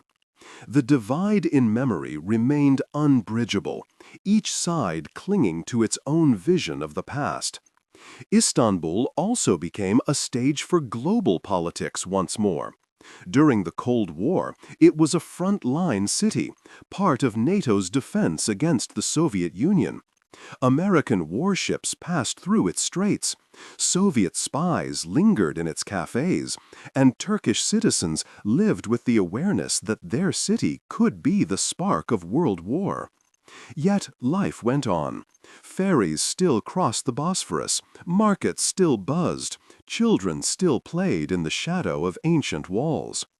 By the late 20th century, Istanbul had grown into a metropolis of millions, chaotic and crowded, but still beautiful. Its contradictions defined it. Skyscrapers beside wooden houses, modern highways beside Byzantine walls, the call to prayer beside the ringing of church bells from hidden Orthodox chapels. It was a city where the past never vanished, only layered itself upon the present. So, what actually happened to Constantinople in the modern age? She became Istanbul, yes, but she also remained herself. She shed her role as an imperial capital, yet gained a new role as a global metropolis. She lost the crown of empire, yet kept the crown of memory. She became Turkish, yet remained international, a place where Greeks, Armenians, Jews, and foreigners still left their mark. And always, the memory of 1453 lingered. Each May, Turks celebrated conquest, Greeks lamented loss, and the world remembered. Constantinople had fallen, but Istanbul endured, adapting once more, refusing to be only a monument to the past. She was alive, restless, ever-changing, a city of contradictions, a city of dreams.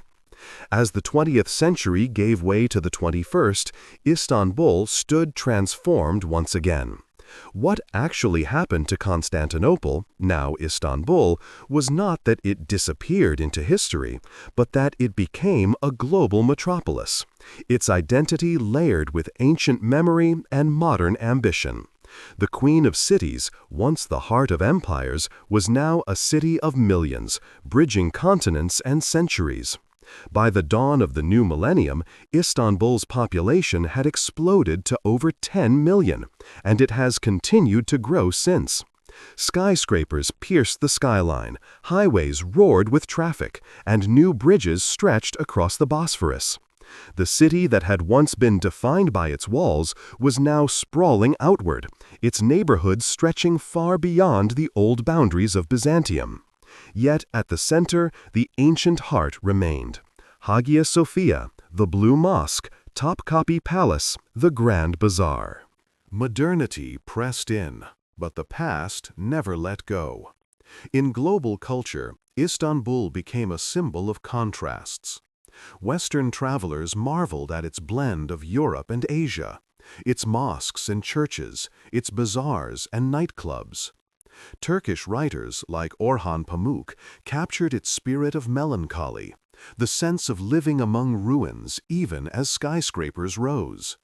His word, huzun, described a collective memory of loss, a longing for something gone, yet also a pride in survival.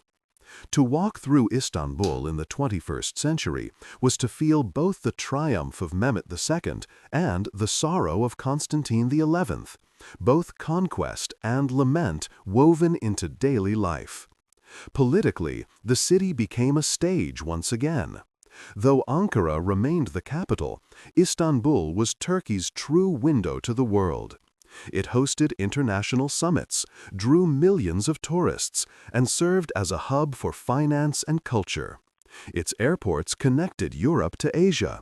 Its shipping lanes carried goods between continents. Istanbul was no longer the capital of empire, but it was undeniably a global city. Yet memory remained contested. In 2020, Hagia Sophia, long a museum, was reconverted into a mosque.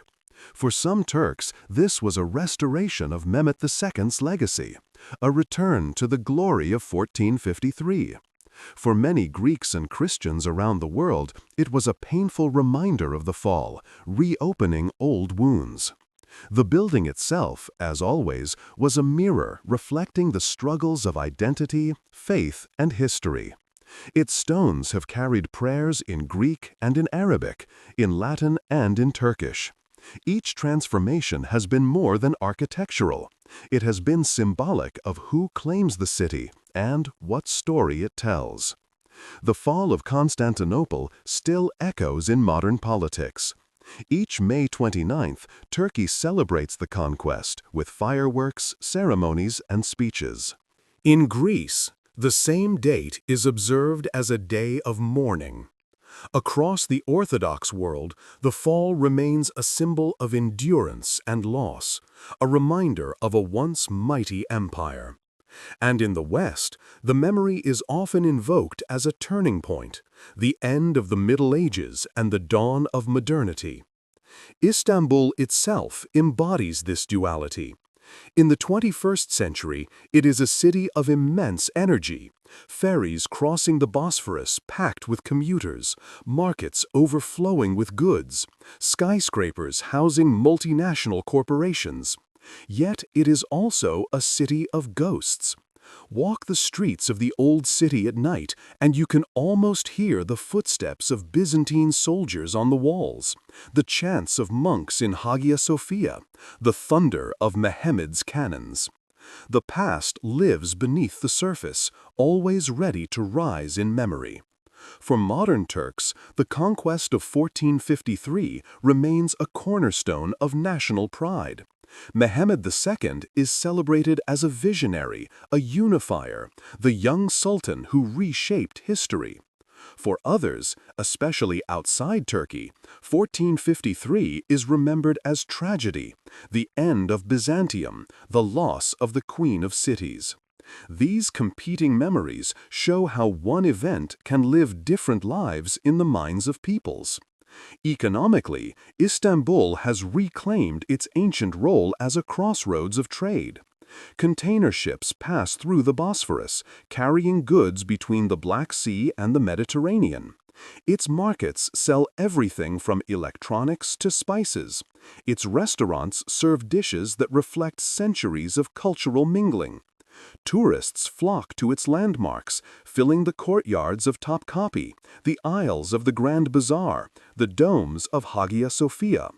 For the city, history itself has become an industry, a treasure as valuable as silk or gold once were. Culturally, Istanbul thrives on its complexity. Artists draw inspiration from its layers: Roman walls, Byzantine mosaics, Ottoman palaces, modern skyscrapers. Musicians mix traditional instruments with global beats. Filmmakers use its streets as settings where past and present collide.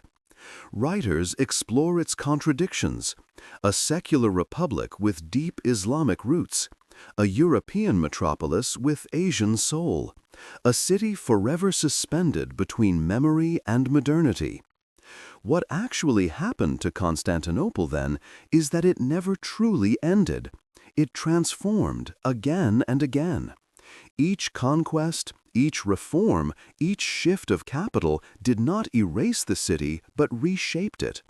From Constantine the Great to Mehmed the Conqueror to Ataturk, each era left its mark, yet none could silence the heartbeat of the city. In the 21st century, Istanbul faces new challenges. Overcrowding strains its infrastructure. Pollution and traffic choke its streets. Political tensions ripple through its neighborhoods, reflecting the broader struggles of Turkey itself, between tradition and modernity, religion and secularism, East and West. Yet through it all, the city endures, as it always has. To stand today on the Galata Bridge, watching fishermen cast their lines into the waters of the Golden Horn, is to stand at the meeting point of centuries. Look one way, and you see the domes and minarets of the old city, Hagia Sophia rising with eternal dignity. Look the other, and you see skyscrapers, neon lights, and the restless pulse of modern life. Few cities embody history as fully as Istanbul, and few carry their past as visibly into the present.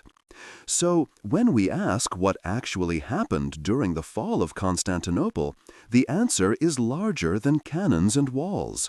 What happened was the survival of a city through transformation. It became Ottoman, then Turkish, yet always remained itself. It carried empires on its shoulders, then carried nations. It bore conquest, occupation, and reform, yet never ceased to be the queen of cities.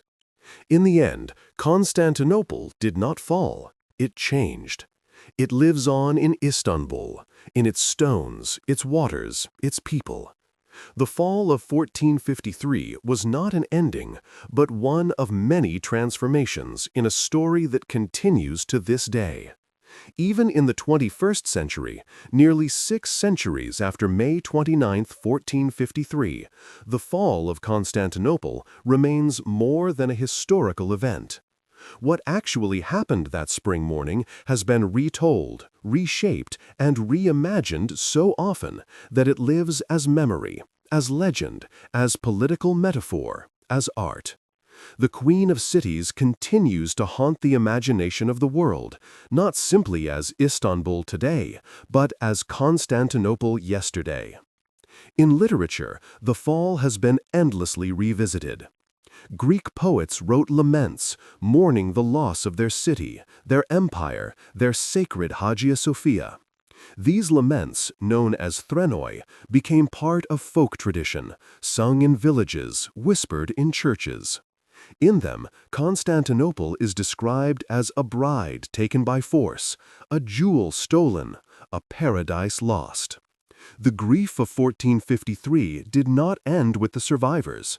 It became a cultural inheritance, shaping Greek identity through centuries of Ottoman rule and beyond. For Western Europeans, the fall inspired chronicles that cast it as the closing of an age. Renaissance writers saw in 1453 both tragedy and opportunity. Tragedy because Christendom had lost its greatest Eastern stronghold. Opportunity because fleeing scholars carried knowledge westward. In Italy, humanists described the fall as divine punishment for Christian disunity, a warning against pride and corruption. In France and England, it was retold as the moment when the medieval world gave way to the modern. Modern authors continue to be fascinated by it. Historical novels recreate the siege, painting vivid portraits of Constantine XI, of Mehmed II, of the weary defenders and the relentless attackers. Some novels romanticize the last stand of the emperor, casting him as a tragic hero who chose death over surrender. Others explore the perspective of the Ottomans, presenting Mehmed as a visionary who brought renewal. In each retelling, the city itself becomes a character. Its walls, its domes, its harbors, all part of the drama. Cinema, too, has embraced the story. Turkish films celebrate Mehmed the Conqueror, depicting him as a youthful genius who achieved destiny against all odds. These films emphasize the power of his cannons, the discipline of his janissaries, the grandeur of his entry into Hagia Sophia. Greek and Western productions, by contrast, often highlight the tragedy, the desperate prayers in Hagia Sophia, the collapse of the walls, the vanishing of Constantine XI into legend. Each portrayal reflects the memory of the people who tell it, triumph or tragedy, pride or loss. In art, the fall has been painted countless times. 19th century European artists, inspired by Romanticism, depicted the city in flames, its defenders noble but doomed, its conquerors relentless. Canvases showed Constantine XI standing on the walls, sword raised, as waves of Ottomans surged below. Others depicted Mehmed II riding through the gates in triumph, banners unfurled, Hagia Sophia looming in the background. These images, whether glorifying or mourning, kept the memory alive, hanging in galleries and salons across Europe. Even in popular culture, echoes of 1453 remain. Video games simulate the siege, allowing players to command the cannons of Mehmed or the walls of Constantine. Documentaries replay the events with computer graphics, bringing the thunder of bombards and the clash of swords to life. For many around the world, Their first encounter with Constantinople is not in a history book, but on a screen, where the drama of 1453 unfolds with cinematic intensity. But the memory of Constantinople is not only artistic, it is political. In modern Turkey, the conquest of 1453 is celebrated each year with parades, fireworks, and speeches. It is not merely history, it is a symbol of national pride, of victory, of destiny fulfilled. Politicians invoke Mehmed II as a model of leadership, as the founder of Istanbul's greatness. The reconversion of Hagia Sophia into a mosque in 2020 was framed as a continuation of his legacy, a way of reclaiming the spirit of conquest. In Greece and across the Orthodox world, the fall is remembered as a wound. Churches commemorate May 29th with prayers, hymns, and laments. The figure of Constantine XI is honored as a martyr, the last emperor who refused to abandon his city. The legend of the marble emperor waiting to rise again continues to be told, not as literal prophecy, but as a symbol of enduring hope. For Greeks, the memory of Constantinople is woven into national identity, a reminder of what was lost and of the resilience that followed. In Russia, too, Constantinople has long been more than a distant city. After the fall, Moscow styled itself as the Third Rome, the heir to Byzantium, the protector of Orthodox Christianity. Tsars dreamed of taking the city, raising the double-headed eagle above Hagia Sophia. Even in modern Russian rhetoric, the memory of Constantinople surfaces, invoked as part of a broader vision of history and destiny. The enduring fascination with 1453 lies partly in its symbolism. It was not simply the fall of a city, but the fall of an idea. The idea that Rome, in its Eastern form, was eternal. When the Theodosian walls crumbled, so too did the last remnant of the ancient Roman order. At the same time, the event symbolized beginnings, the rise of the Ottomans, the dawn of the Renaissance, the spark of the age of exploration. In this way, 1453 is remembered both as an end and as a beginning, a hinge on which history turned. For historians, the challenge has always been to separate fact from legend. Did Constantine XI truly vanish in the final melee, his body never found? Did lights truly appear in the sky above Hagia Sophia, as witnesses claimed, signaling the departure of the Holy Spirit? Did Mehmed truly pause upon entering the conquered city, picking up dust and letting it fall through his fingers in humility? These stories may not all be factual, but they reveal deeper truths: the grief, the awe, the sense that something immense had occurred. And so the fall of Constantinople lives on, not only in books and films, but in memory itself. Each community tells it differently: Turks with pride, Greeks with sorrow, Europeans with fascination, Russians with longing. The city that fell in 1453 continues to rise in the imagination of those who remember. To walk through Istanbul today is to encounter these layers of memory. In Hagia Sophia, tourists marvel at mosaics of Christ and Mary uncovered beside Islamic calligraphy, praising Allah and Muhammad. In the Grand Bazaar, merchants sell trinkets depicting Mehmed the Conqueror. On May 29th, streets are filled with parades celebrating conquest, while in Greek homes abroad, candles are lit in mourning. The past is not past, it is present, alive in ritual and symbol. The city that fell in 1453 continues to rise in the imagination of those who remember. To walk through Istanbul today is to encounter these layers of memory. In Hagia Sophia, tourists marvel at mosaics of Christ and Mary uncovered beside Islamic calligraphy praising Allah and Muhammad. In the Grand Bazaar, merchants sell trinkets depicting Mehmed the Conqueror.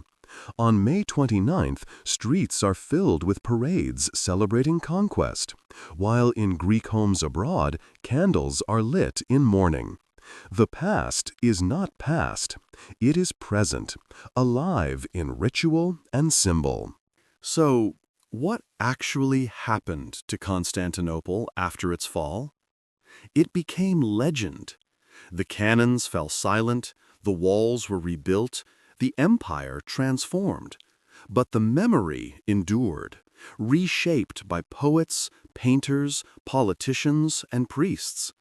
The fall was not only an event in history, it was a story, retold and reimagined across centuries, shaping identities and fueling imaginations. In this sense, Constantinople never truly fell. It continues to live in memory, in myth, in the hearts of those who claim it. It lives in Istanbul's stones and waters, in Greece's laments, in Turkey's celebrations, in Russia's ambitions, in the West's fascination. The city that fell in 1453 remains a city of the mind, forever present in the world's imagination. When the walls of Constantinople fell on May 29, 1453, the shockwaves rippled across the known world. But the meaning of that day has never been fixed. What actually happened has been debated, reinterpreted, and reframed by generations of historians, each viewing it through the lens of their own time. For some, it was the tragic death of Rome. For others, the triumphant birth of a new empire. For still others, it was not an ending at all, but a transformation in the ongoing story of civilization. The earliest accounts came from those who lived it. Byzantine chroniclers like George Francis and Critoboulos of Imbros described the siege in vivid detail, their words heavy with grief and astonishment. Francis, who had been close to Emperor Constantine XI, mourned the fall as the loss of a sacred inheritance. For him, the city was not just walls and streets, but the earthly embodiment of God's will. Its fall was a catastrophe beyond measure, explained not by cannons and armies, but by divine punishment for human sins. Critoboulos, writing under Ottoman patronage, offered a different perspective. While he mourned the end of Byzantium, he also praised Mehmed II as a ruler destined by fate to take the city. His chronicles sought to reconcile the trauma of loss with the reality of new rule. Already we see two narratives forming, one of lament, one of legitimacy. In Western Europe, chroniclers painted the fall in apocalyptic colors. To Italians, the loss of Constantinople was divine judgment for the divisions of Christendom. To French and English writers, it was a warning that no fortress was invincible. Yet alongside lament came a new interpretation, that the fall had sparked the Renaissance. Humanists like Cardinal Bessarion, himself a Byzantine exile, framed the migration of Greek scholars as a gift to the West, a rebirth born from tragedy. Thus, in European thought, 1453 became both an end and a beginning. In the centuries that followed, historians continued to debate the meaning of the fall.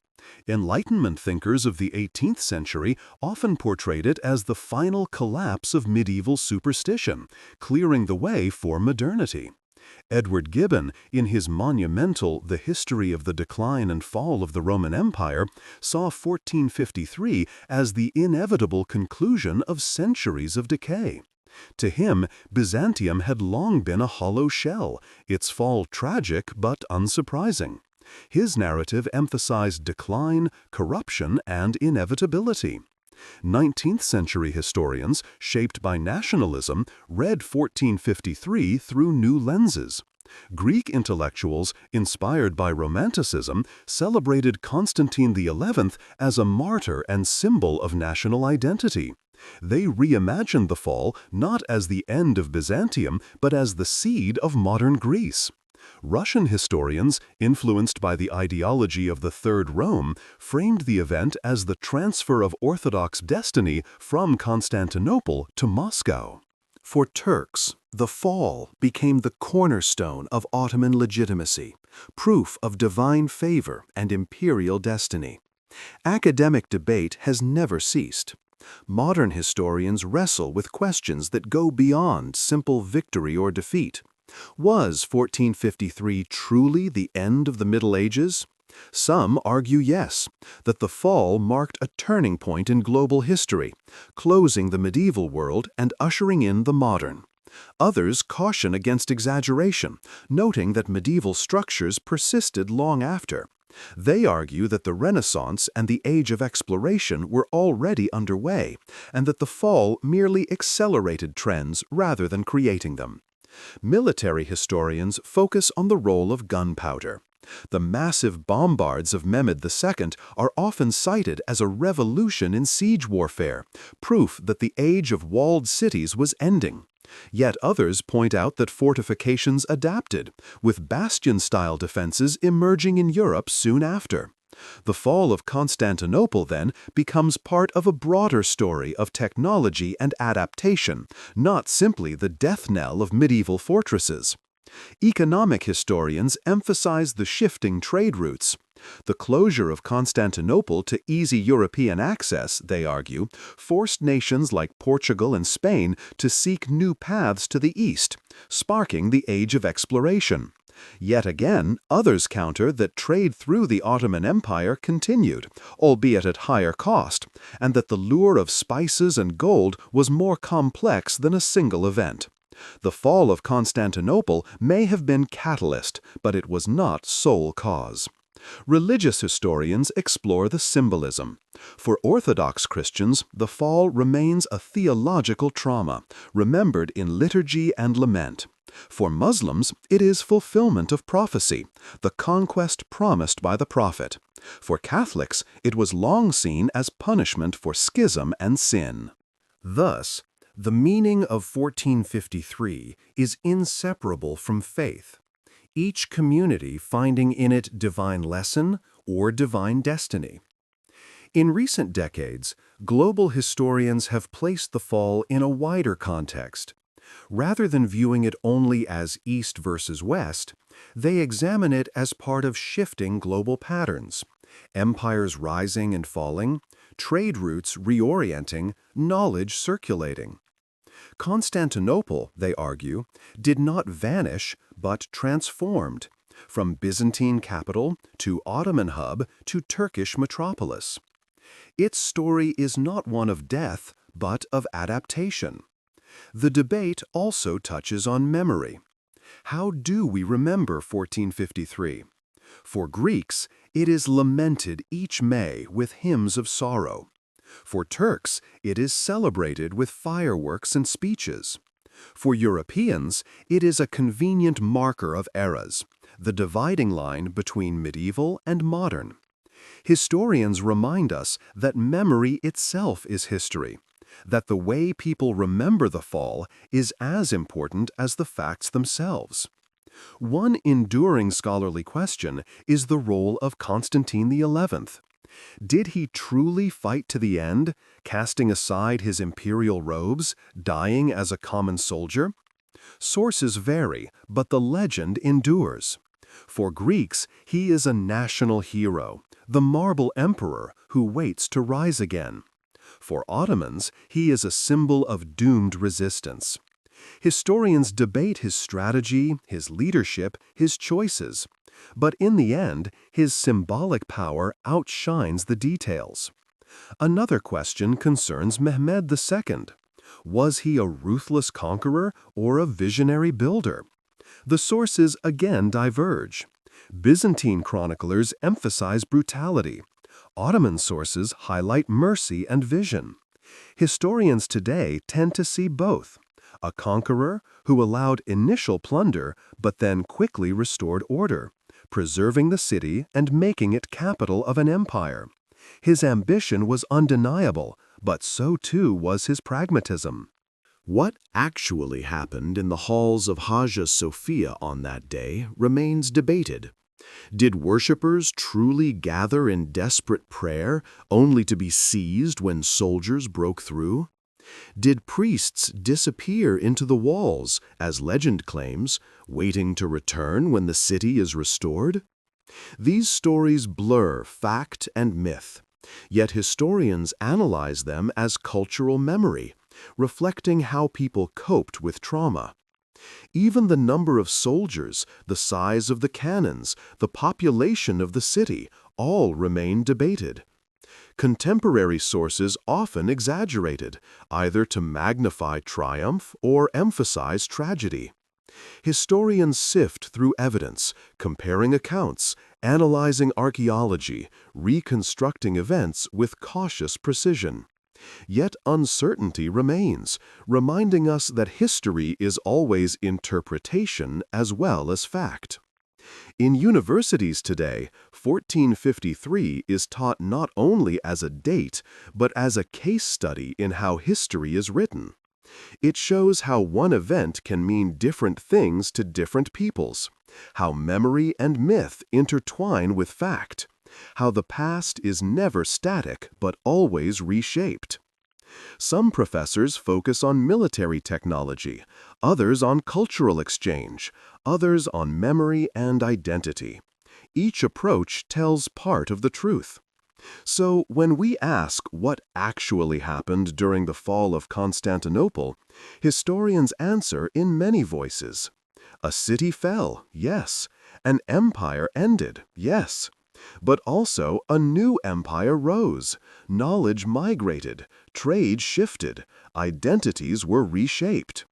The meaning lies not only in the cannons that roared, but in the centuries of debate that followed. Perhaps that is the greatest legacy of 1453, that it continues to be argued, remembered, reimagined. It is not only history, but historiography, not only event, but interpretation. And in that sense, Constantinople lives on, not only in Istanbul's streets, but in the minds of all who study, mourn, or celebrate its fall. When we speak of the fall of Constantinople, we are not only speaking of cannons, walls, and armies. We are speaking of something deeper, a symbol. What actually happened on May 29, 1453, became more than a historical episode. It became a metaphor for the fragility of civilizations, the impermanence of glory, and the inevitability of change. For this reason, the memory of Constantinople continues to haunt human imagination, not only as history, but as philosophy. The city itself was always symbolic. Founded by Constantine the Great in 330, Constantinople was meant to be the new Rome, the eternal capital of a Christian empire.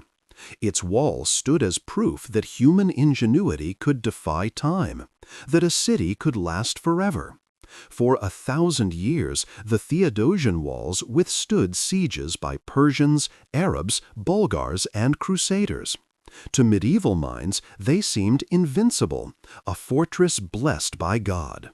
When those walls finally fell, the shock was not only military, but metaphysical.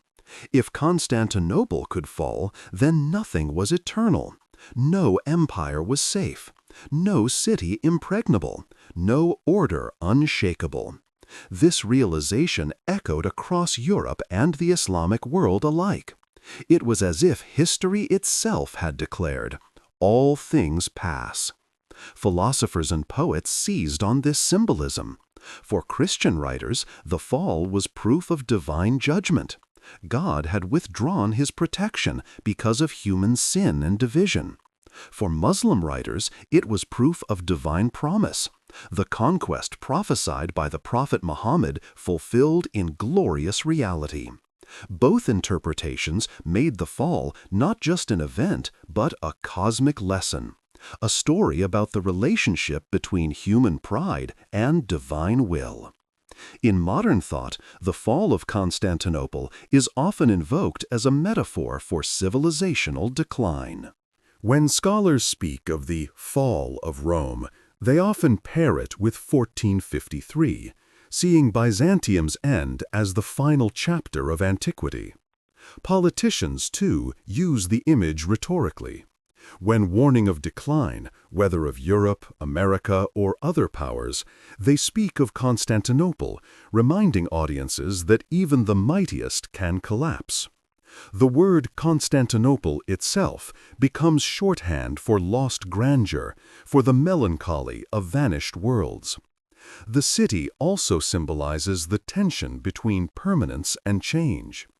Hagia Sophia, with its shifting roles, from church to mosque to museum and back to mosque, embodies this perfectly. Each transformation reflects not only political power, but also the layers of identity within the city. To stand within Hagia Sophia is to feel time itself shifting, to realize that buildings, like civilizations, are never static. They are claimed, reclaimed, reinterpreted.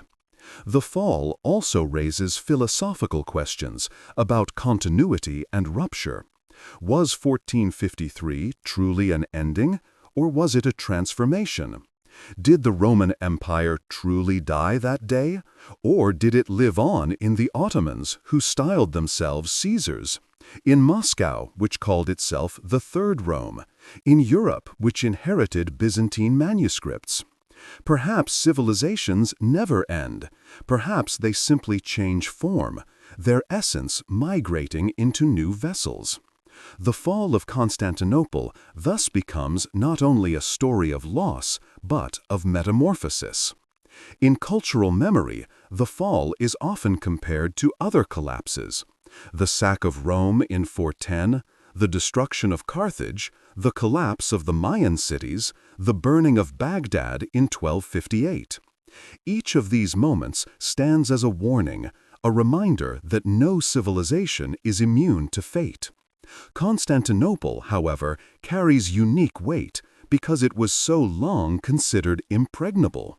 Its fall was not expected, and that shock magnified its symbolic power.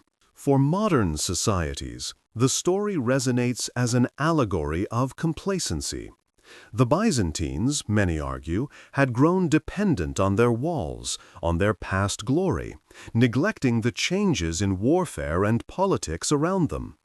Mehmed II's cannons revealed the futility of relying on old defenses in a new age. The lesson is clear. Civilizations that fail to adapt will eventually fall. In this way, 1453 is retold not only as tragedy, but as warning, a mirror held up to the present.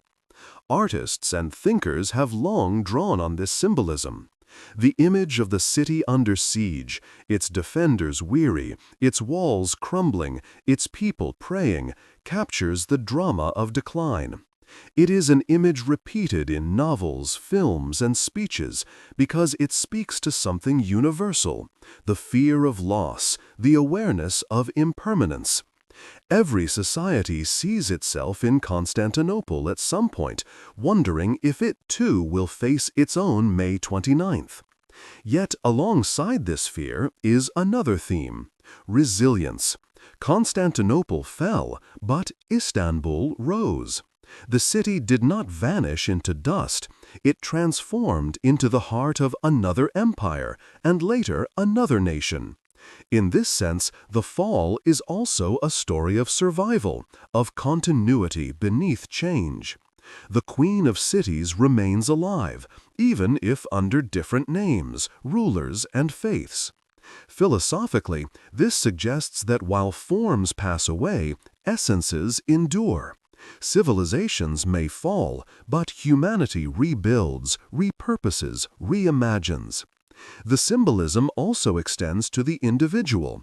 Constantine XI, the last emperor, has become an archetype of the tragic hero, noble, doomed, refusing to surrender.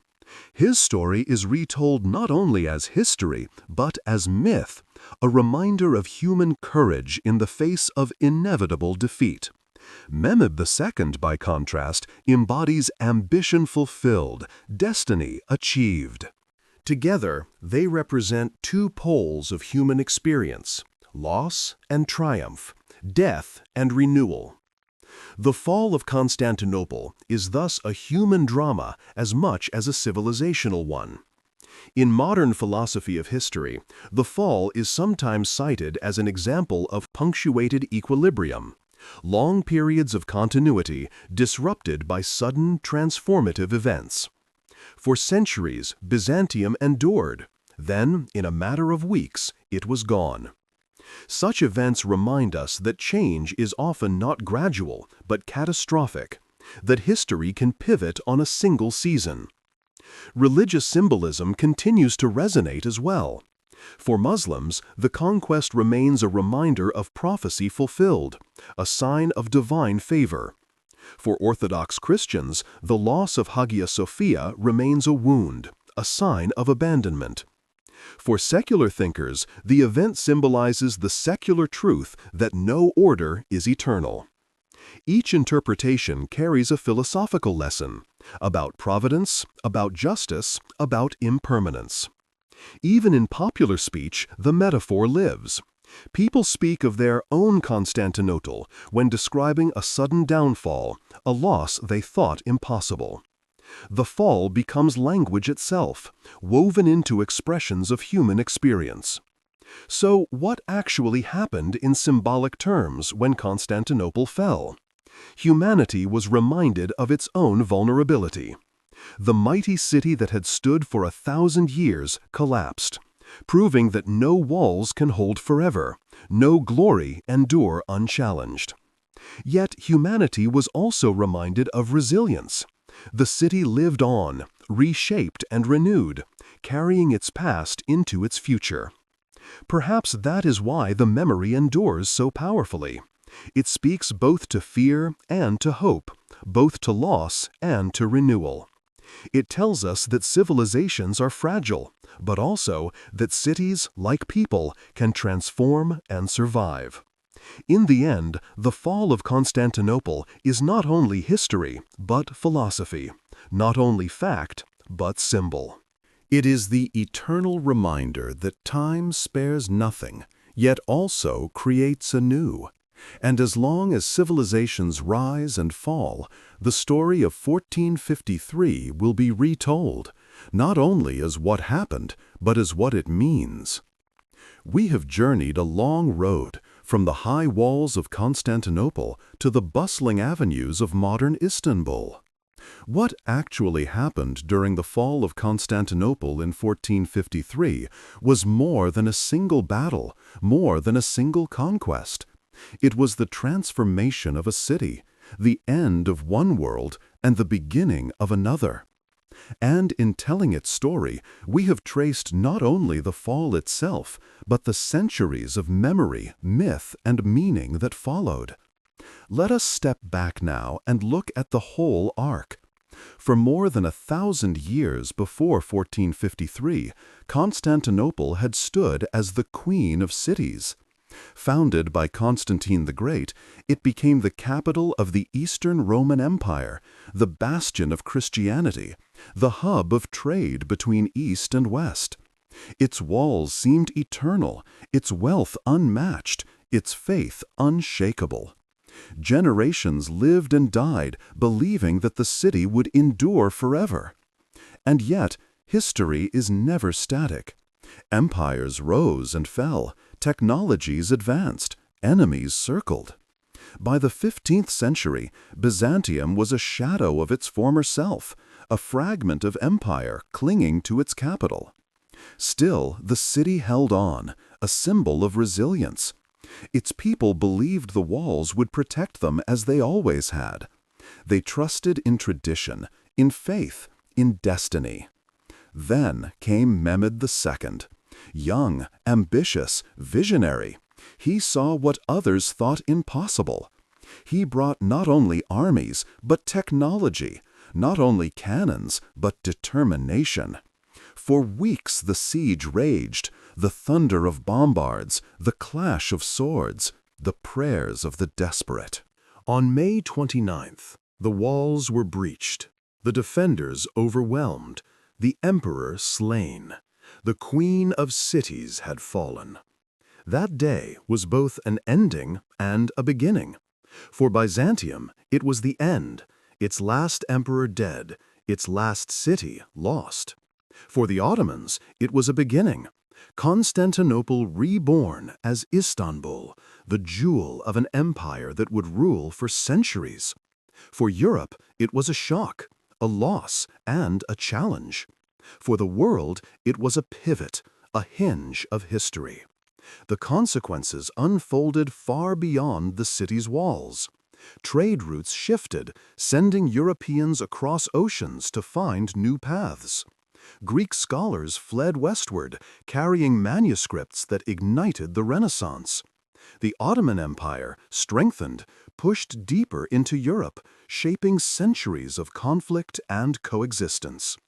Constantinople's fall changed the map, the economy, the culture, the imagination of the world. Yet the story did not end there. Istanbul rose from the ashes, transformed but alive. Under Mehmed and his successors, it became a cosmopolitan metropolis, home to Turks, Greeks, Armenians, Jews, and many others. Mosques rose beside markets, palaces beside bazaars, schools beside churches. The city adapted as it always had. As centuries passed, memories diverged. For Turks, 1453 was a triumph, celebrated as destiny fulfilled. For Greeks, it was a wound, mourned in song and prayer. For Europeans, it was a marker of eras, the end of the Middle Ages.